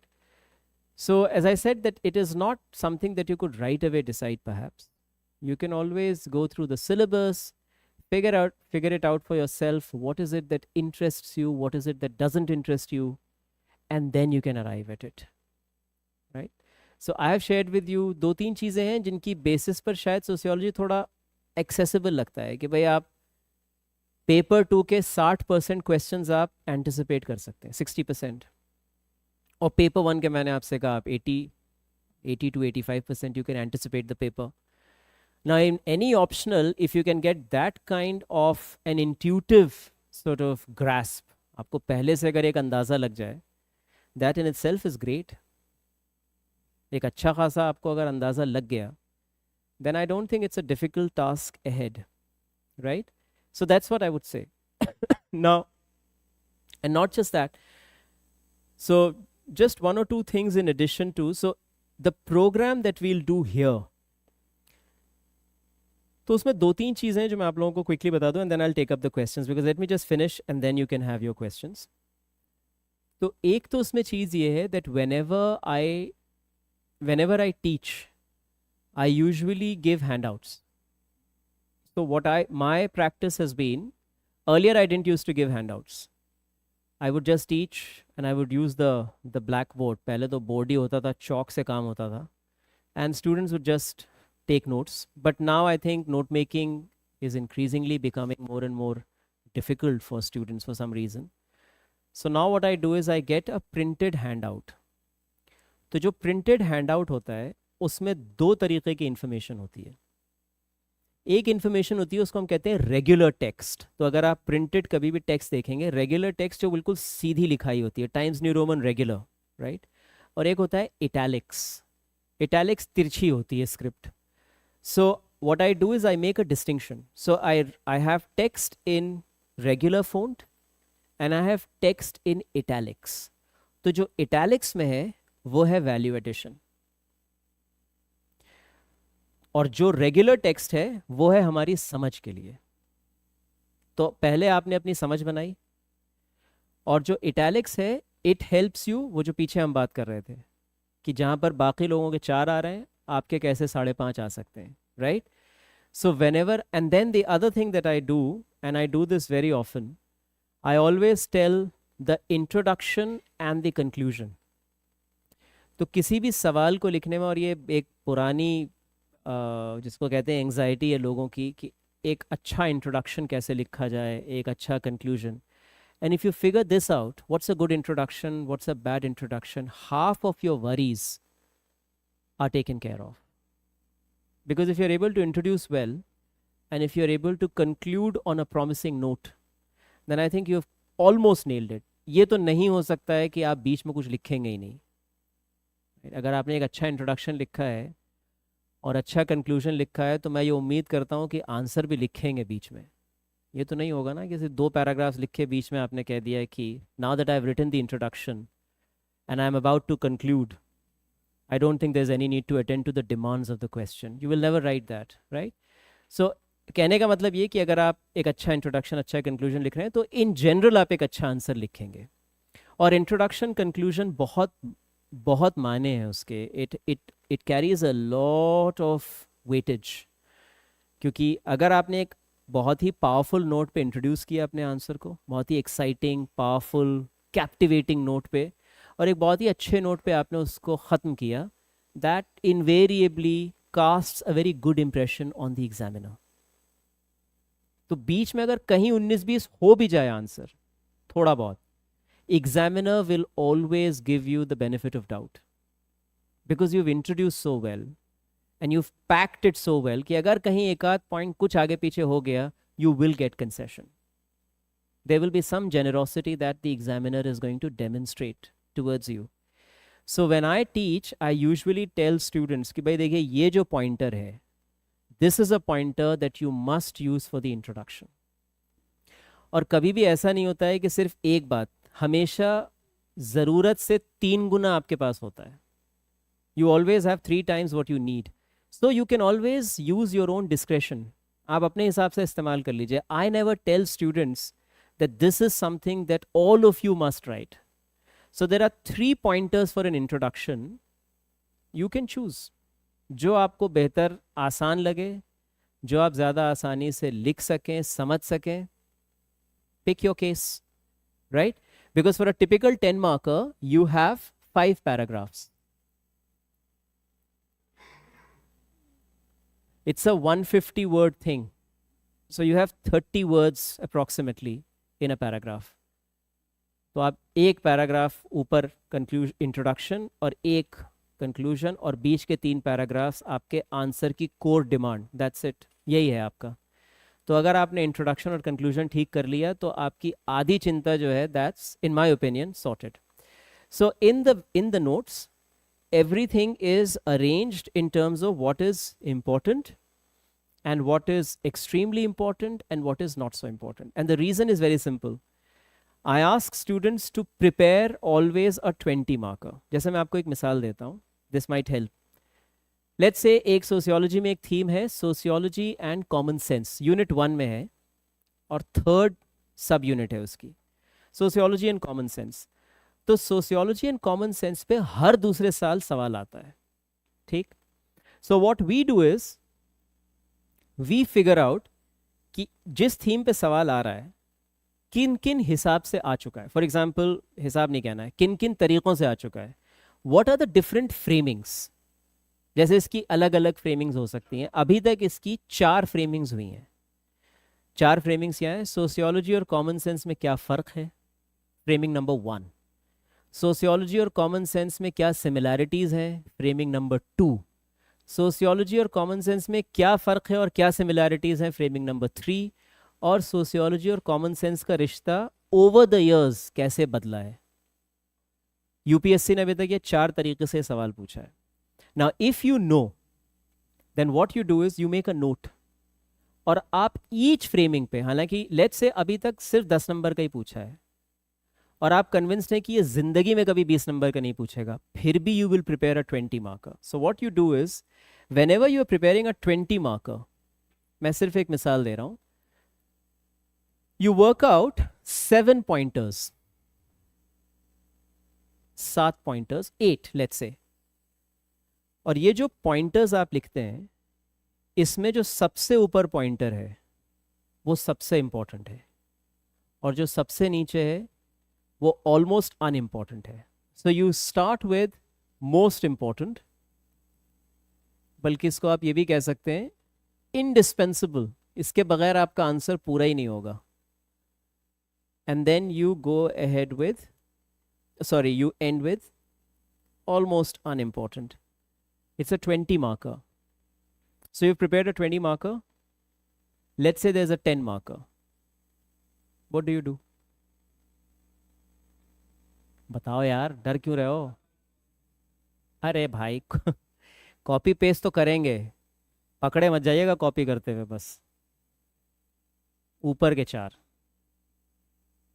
क्योंकि ये सबसे इंपॉर्टेंट भाई indispensable, most important, very important, important, यही तो है आपकी ऑर्डरिंग। तो आप 10 नंबर के सवाल में 20 की आप तैयारी करेंगे हमेशा, और आप जब भी उस पर 10 नंबर का सवाल आएगा आप शुरू के 4 पॉइंटर्स लेंगे, और जो 20 का आएगा तो फिर कोई मसला ही नहीं है। You have your ordering in place, right. Conclusion और इंट्रोडक्शन अलग चीज है। You should have 6 pointers in terms of solid order of preference. Now remember, if you prepare a 10 marker and you get a 20 marker, it's very difficult. मतलब difficult exam hall में, ऐसे तो बैठ के आप 20 मिनट में कर सकते हैं, but when you have to think about 10 different things, वहां पर it's almost impossible to extrapolate कि आप दिमाग में 150 वर्ड्स लेके चल रहे हैं, एकदम से आपको लिखने हैं 250। Usually it's not easy, which is why I always recommend for any damn theme you prepare a 20 marker. बात ही खत्म, all anxiety is sorted. It's the preparation is always for a 20 marker, even if for 50 years UPSC has been asking a 10 marker on that, right? So this is how, so in the handout these are things that we categorically attend to. तो उसमें ये बता दिया जाता है कि देखिए ये एक पॉइंटर है जो आप कभी, you cannot afford to miss, चाहे कुछ भी हो जाए, कयामत आ जाए, but this is a pointer that you have to write if you are asked about this. तो देन यू इमीडिएटली गेट कि भाई ये सबसे ऊपर आएगा इंट्रोडक्शन के फौरन बाद, this is the pointer. And then you automatically when you make your notes, you automatically develop a certain order, and then you're ready. So by the time you finish your unit 1, you don't just finish the syllabus, you also finish it in terms of PYQs. So as you finish unit after unit, you're also taking care of PYQs. So you are in some senses hitting 2 birds with a stone, or even 3 birds. You're writing answers better, right? तो एक तीर 3 शिकार, 2 शिकार, जो भी आप कहना चाहें। तो हैंडआउट्स का एक हो गया। दूसरी चीज़ ये है that on a regular basis, this is not compulsory, but students are asked to write. अगर कोई नहीं लिखे तो भाई वो उसकी अपनी बात है, but they are given a question on a regular basis so that some association with writing is there.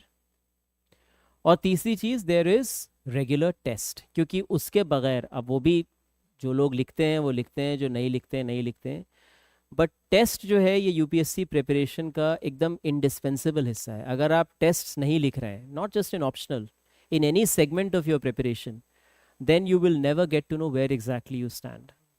Where are you? And by the way, this is not the competitive, this is not the landscape. ये तो just there are a bunch of us under a rooftop. वो तो under a roof. अगर असली जो हिस्सा है वो तो उसके लिए you need a panoramic view. उससे फिर पता चलेगा, when you zoom out, फिर आपको पता चलेगा oh there are lakhs and lakhs waiting. तो इस वजह से इसको, ये सैम्पल नहीं है, ये तो इत्तेफाक से कुछ लोग बैठे हैं एक जगह पे। तो मुकाबला जो है वो अगर सिर्फ यही होता तो मुझे लगता नहीं है कोई बहुत मुश्किल चीज़ है ये, इसमें से तो आईएएस आईपीएस निकल ही जाएंगे, बट मुकाबला एक बहुत बड़े पैमाने पे। So you have to keep answer writing, you have to keep appearing for whatever tests there are, and that's something. So usually what we do is we do sectional test, छोटे छोटे components बना के, and then once the entire paper is done, then we do full length test, right? So these are some of the things just to make sure that we do it the right way, जिसको हम कहते हैं जो best practice है। तो अगर जो चीज़ें की जा रही हैं, if we do it the right way, then as I said 270 to 280 is not really a tough nut to crack. It's right there. You don't have to work very hard, just do the basic stuff and it's there. But जाहिर है, मतलब अगर बहुत सारी चीज़ें नहीं करेंगे then that's something that I can't really comment on, right? और कोई सवाल इससे रिलेटेड बताइए।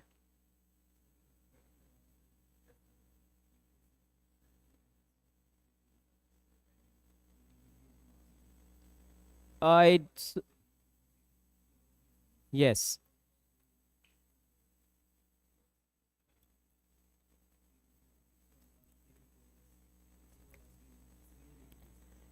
सी आई कांट, तो दिस इज समथिंग, जो इनका सवाल सुना आप लोगों ने,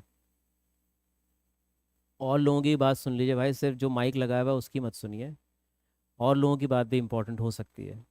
so his point is, and it's an important point, ये आमतौर पे यूपीएससी सर्कल्स में ये बात कही जा रही है कि यूपीएससी कुछ ऑप्शनल्स में नंबर कम दे रहा है. अब उसको जो भी कह लीजिए, नॉर्मलाइजेशन कह लीजिए उसको, जियोग्राफी का विक्टिमाइजेशन कह लीजिए, तो ये ऐसा कहा जा रहा है. But as far as I know, see the point is this is something that's very much doing the rounds in the corridors. मैंने सिर्फ एस्पिरेंट्स को ये बात कहते हुए सुनी है, लेकिन as such people who have been associated with the body, people who know the game, जो वेटरन्स हैं, जो सीनियर ब्यूरोक्रेट्स हैं, उनकी तरफ से ये कोई बात आई नहीं है कि ऐसा कोई भी, मुझे लगता नहीं है कि कोई भी सरकारी इदारा इस तरीके से करेगा कि भाई फला ऑप्शनल के नंबर ज़रा कम करो. I just don't see what could be the possible logic. बताइए. नहीं नहीं नहीं नहीं, ये देखिए, कम होना could very well be because maybe people did not write it the right way. मेरे हिसाब से ये, इससे ये नहीं है कि जो एंथ्रोपोलॉजी के एग्जामिनर्स हैं उनको यूपीएससी ने ये कह दिया है as they sit and check the copies कि भाई प्लीज़ मेक श्योर कि किसी को भी 260 से ज़्यादा ना मिले. I don't think you can ever, as a government body you can't really issue direction or instruction of that sort, even orally. It's very weird कि अगर मैं एग्जामिनर हूँ और अगर आप, मान लीजिए कि आप सेक्रेटरी हैं और आप मुझसे ये बात कह रहे हैं, तो मैं हो सकता है आपके मुंह पे मना कर दूँ, because I am a professor and I always consider, professor secretaries को अपने से नीचा समझते हैं. तो सेक्रेटरी उनसे कहा सर ज़रा इस बार 260 से, कहेंगे नहीं, ऐसा क्यों, जितने आएंगे उतने देंगे, हो गई बात ख़त्म. सो ये मुझे लगता है, ये I don't know, this is some conspiracy narrative that's around. I don't think there is any official legitimacy to it. And I would still stick to what I believe in, that if you're doing an optional the right way, then you don't really have to get bothered about it. There are still students who've cracked with geography as optional. And there are students who did not crack. वो तो sociology का भी case है. I know a lot of students who appeared for the interview didn't crack. And then there are students who appeared and cracked. Now it's for me to figure out, you know, which side to choose. तो काफ़ी लोग इसके बारे में बात कर रहे हैं कि अब नंबर एंथ्रोपोलॉजी का है, फिर सोशियोलॉजी का नंबर है. I have not really paid to heeds to this. मुझे लगता नहीं है कि इसमें कोई ऑथेंटिसिटी नहीं है. It might have a certain currency, लोगों को बात करके मज़ा आ रहा होगा, हाँ भाई ये कुछ अंदर चल रहा है, कोई कंस्पिरेसी तो हो रही है. बट मुझे नहीं लगता. UPSC is a fairly credible body. They can not really entertain such, these are very pedestrian things to do. They are, I think they are above it. They are not really that low in terms of their ethical framework. तो क्योंकि तरीका तो एक ही है करने का, examiner को ही कह सकते हैं, और तो कोई तरीका नहीं. ये तो नहीं हो सकता कि मैंने कॉपी चेक कर दी, मेरे चेक करने के बाद आपने देखा अच्छा 290 काट के 260 कर दिया. Even if you don't have RTI there, I don't think that's happening कि लाओ भाई सारी की सारी एंथ्रोपोलॉजी की कॉपी लाओ, जितनों के लोगों के 290 से ऊपर है सबको कम करके 275 करो. I really don't think, I am sure आप भी, आपको भी ये नहीं लगता होगा कि ऐसा कुछ हो रहा है इस पैमाने पे, कोई बड़ी एक साजिश. So it's just, I think geography में there is a certain saturation moment and it will bounce back as an optional. ये यूपीएससी में एक ज़माने से चल रहा है. कुछ ऑप्शनल, अब कुछ लोग कह रहे हैं कि फला ऑप्शनल की मार्केट बहुत गर्म है, anthropology is doing very well, sociology is doing very well. तो हो सकता है कि 4-5 साल के बाद से एकदम से लोग कह रहे हैं फिलोसफी और ज्योग्राफी अब वापस आ रहे हैं भाई, they are coming back, geography strikes back. कुछ इस तरीके का हो सकता है, कोई कंपटीशन सक्सेस के अंदर कोई एक आर्टिकल लिख दे, ज्योग्राफी स्ट्राइक्स बैक. तो I don't think you should also entertain this. I genuinely do not believe in it, but you can always have a second opinion on this. या बताइए.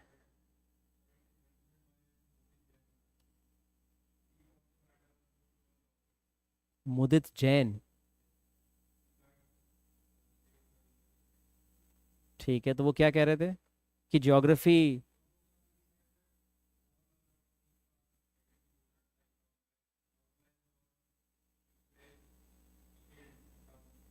ठीक है, अब मुझे पता नहीं वो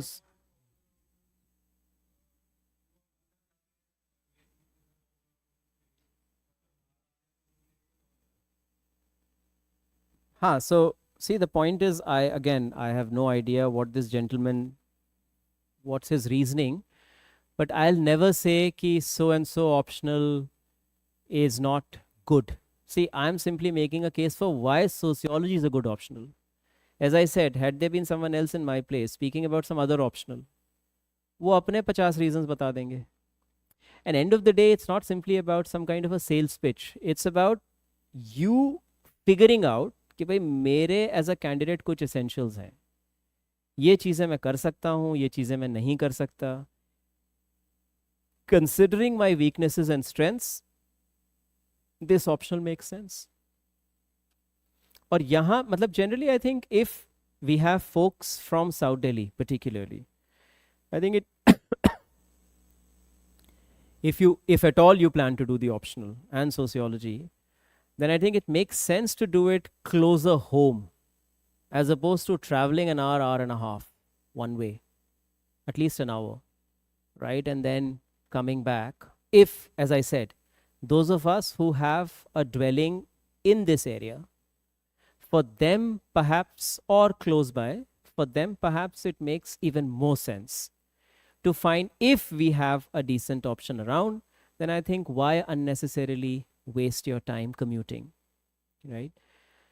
Because I know a lot of students who are living in Delhi, but they join online, kai baar, because they're just so particular. Although they hate the online thing, but they also are aware कि गुड़गांव मतलब NCR, तो they are also aware कि आने जाने में 2.5 घंटे लग जाएंगे और फिर थकान भी हो जाएगी.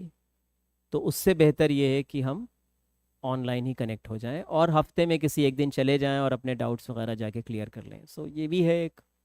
And one must respect their discretion because they are genuinely concerned about time management, mental health, peace of mind, etc.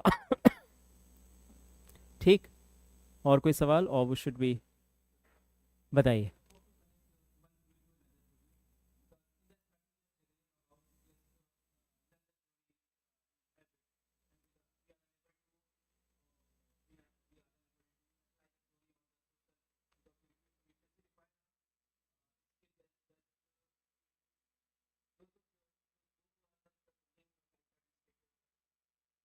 नहीं मैं आप ये कह रहे हैं थियरी का कैसे इस्तेमाल करें. वो तो देखिए सवाल पे डिपेंड करता है. कुछ सवालों में आप थियरी इंटरकनेक्ट कर सकते हैं, कुछ सवालों में थियरी इंटरकनेक्ट नहीं कर सकते हैं, राइट.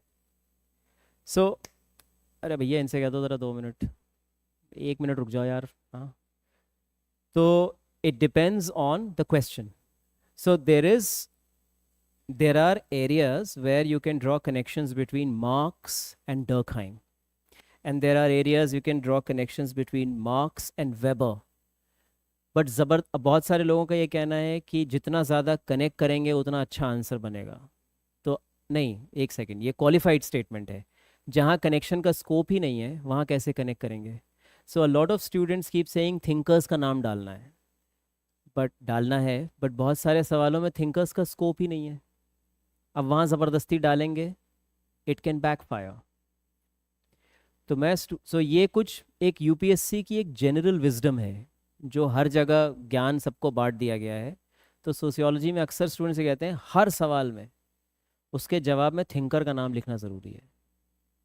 तो बहुत से सवालों में थिंकर का नाम आप लिख ही नहीं सकते, मैं बता रहा हूँ. तो उसमें उसमें भी लोग कुछ ना कुछ उल्टा सीधा. Now this can very well and this has backfired. So one has to be very जहाँ पे connections हैं, and this is what we learn. See, in the beginning we will never be able to see connections between grand theories, but as you learn, then what happens is you are able to do it on your own. The other thing is that any good answer in sociology, I'm speaking about that, is one that borrows from different units. तो जैसे अगर एक second के लिए आप मान लें कि यूनिट 1 से अगर सवाल आ गया, तो एक है यूनिट 1 का एक सेक्शनल टेस्ट हो रहा है, मान लीजिए आपने सिर्फ यूनिट 1 की है और आपसे यूनिट 1 का एक सवाल पूछा जा रहा है. Now here your answer is of course very different. क्यों? बिकॉज अभी आपने सिर्फ एक ही यूनिट की है. But when you are writing your mains examination, the question is from unit 1, but what is the assumption? The assumption is that you've read the entire paper. You get it? Unit 1 का तो सवाल है, but unit 10 तक आपने पढ़ा हुआ है ना. So in this answer, if you borrow somewhere from unit 7, that's great. You get it?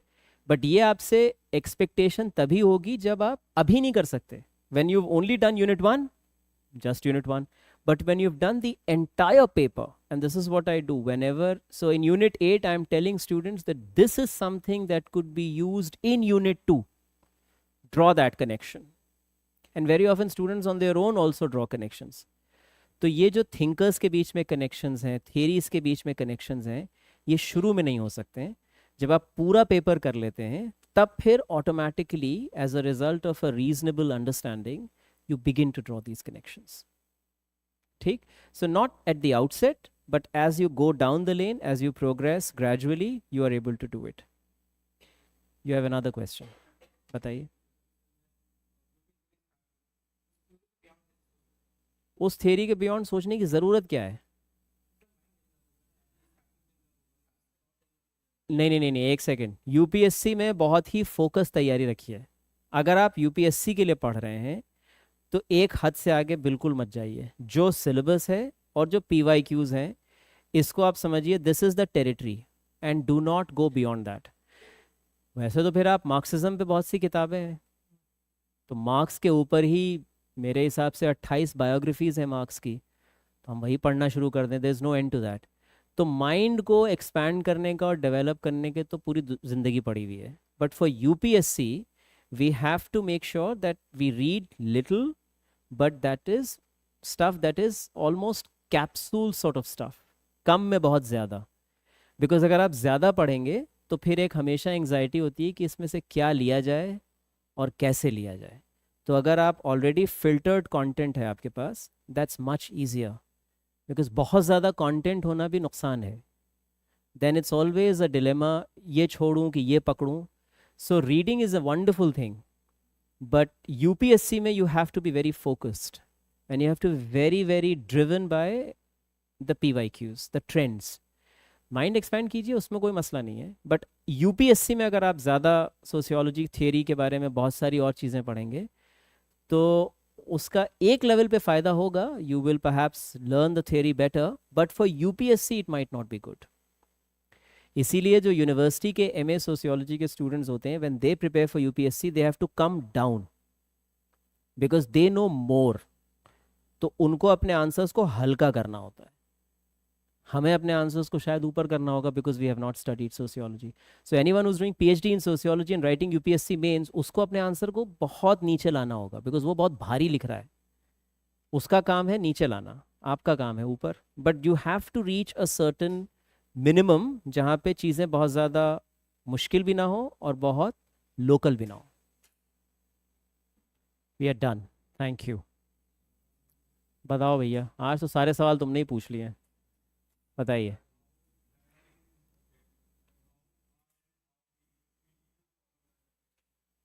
Current affairs is needed for paper 2.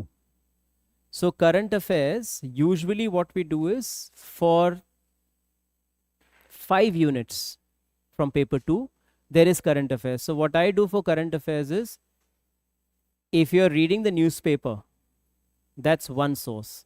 And the other is I provide a lot of material. Sorry, my lectures are on the basis of journal articles. So what I do is I read journals, and I've read quite a few, and I bring the language down and I share the insights with you. तो जैसे economic and political weekly एक journal है, mainstream है, seminar है, sociological bulletin है, contributions to Indian sociology. इन journals में बहुत सारे करंट अफेयर्स पे अभी के सोशियोलॉजिस्ट लिखते हैं, तो जाहिर है उनकी ज़बान मुश्किल है. So what I do is I read, and I read out of interest. तो वहाँ से उसमें से 5 आर्ग्यूमेंट्स हैं, तो मुझे लगा कि भाई ये 2 आर्ग्यूमेंट्स आसान हैं, ये शेयर किए जा सकते हैं. So I share those arguments in the handout and then I explain. तो करंट अफेयर्स, एक तो करंट अफेयर्स है जीएस, वो अलग कहानी है. करंट अफेयर्स सोशियोलॉजी में अलग है. तो अगर आपको मिसाल के तौर पर for example essential religious practice के बारे में लिखना है, now essential religious practice can be written one way from the GS current affairs point of view, and it can be written about in a completely different way from sociology optional point of view. तो वो जो optional का point of view है वो मैं बताऊंगा, because वो उसमें सोशियोलॉजिकल इंसाइट्स चाहिए, वो कोई और नहीं बता सकता. You have to be a sociology person. तो और आम तौर पे, this is not against, but generally speaking paper 2 में आम तौर पे जीएस का कंटेंट दे दिया जाता है. सोशियोलॉजी में पूरा जीएस का कंटेंट दे दिया जाता है, और जाहिर है स्टूडेंट्स को अंदाज़ा होता नहीं है. वो पूरा का पूरा, जैसे अब स्वच्छ भारत है तो स्वच्छ भारत में जीएस में कंटेंट है, तो वही कंटेंट सोशियोलॉजी में भी दे देते हैं, and student simply mug it up और they just memorise it, but not knowing कि ऑप्शनल में आप, अगर आपसे टोटल सैनिटेशन कैंपेन के बारे में या आईसीडीएस के बारे में या सर्व शिक्षा अभियान के बारे में पूछा जाएगा, तो आप एग्जैक्टली जीएस का पॉइंटर्स नहीं लिखेंगे. ऑप्शनल में चीज़ें सिर्फ फैक्चुअली ओवरलैप करती हैं कि भाई ये पॉलिसी कब आई, इसका मकसद क्या था, ये तो आप जीएस में भी लिखेंगे, सोशियोलॉजी में भी लिखेंगे. But after that there are 2-3 insights that have to be sociological. Drawing connections, वो आपको मिलेंगे किसी जर्नल आर्टिकल में, जो आप कभी पढ़ नहीं पाएंगे बिकॉज आपके पास जर्नल सब्सक्रिप्शन नहीं होगा, एक्सेस नहीं होगा. अगर आप किसी यूनिवर्सिटी की लाइब्रेरी में जाएंगे तो वहाँ हो सकता है डिजिटल एक्सेस हो, तो वो एक्सेस मेरे पास है because I have institutional access. So I read regularly out of interest, so I jot down stuff. तो वो मैं ऑफ एंड ऑन चीज़ें जो हैं वो मैं शेयर कर देता हूँ. तो करंट अफेयर्स हमेशा जर्नल आर्टिकल्स की मदद से हम लोग करते हैं, और वो चलता रहता है. बिकॉज करंट अफेयर्स का मामला तो यही है, उसमें there is no, usually current affairs का ये है कि जिस साल का मेंस है उस साल के जून तक का करंट अफेयर्स आप पकड़ सकते हैं, बिकॉज तब तक पेपर बन चुका होता है मेंस का. उस साल के मतलब मेन से बमुश्किल 1.5-2 महीना पहले तक आप करंट अफेयर्स देख लीजिए, that's more than enough sociologically. Clear? Thank you.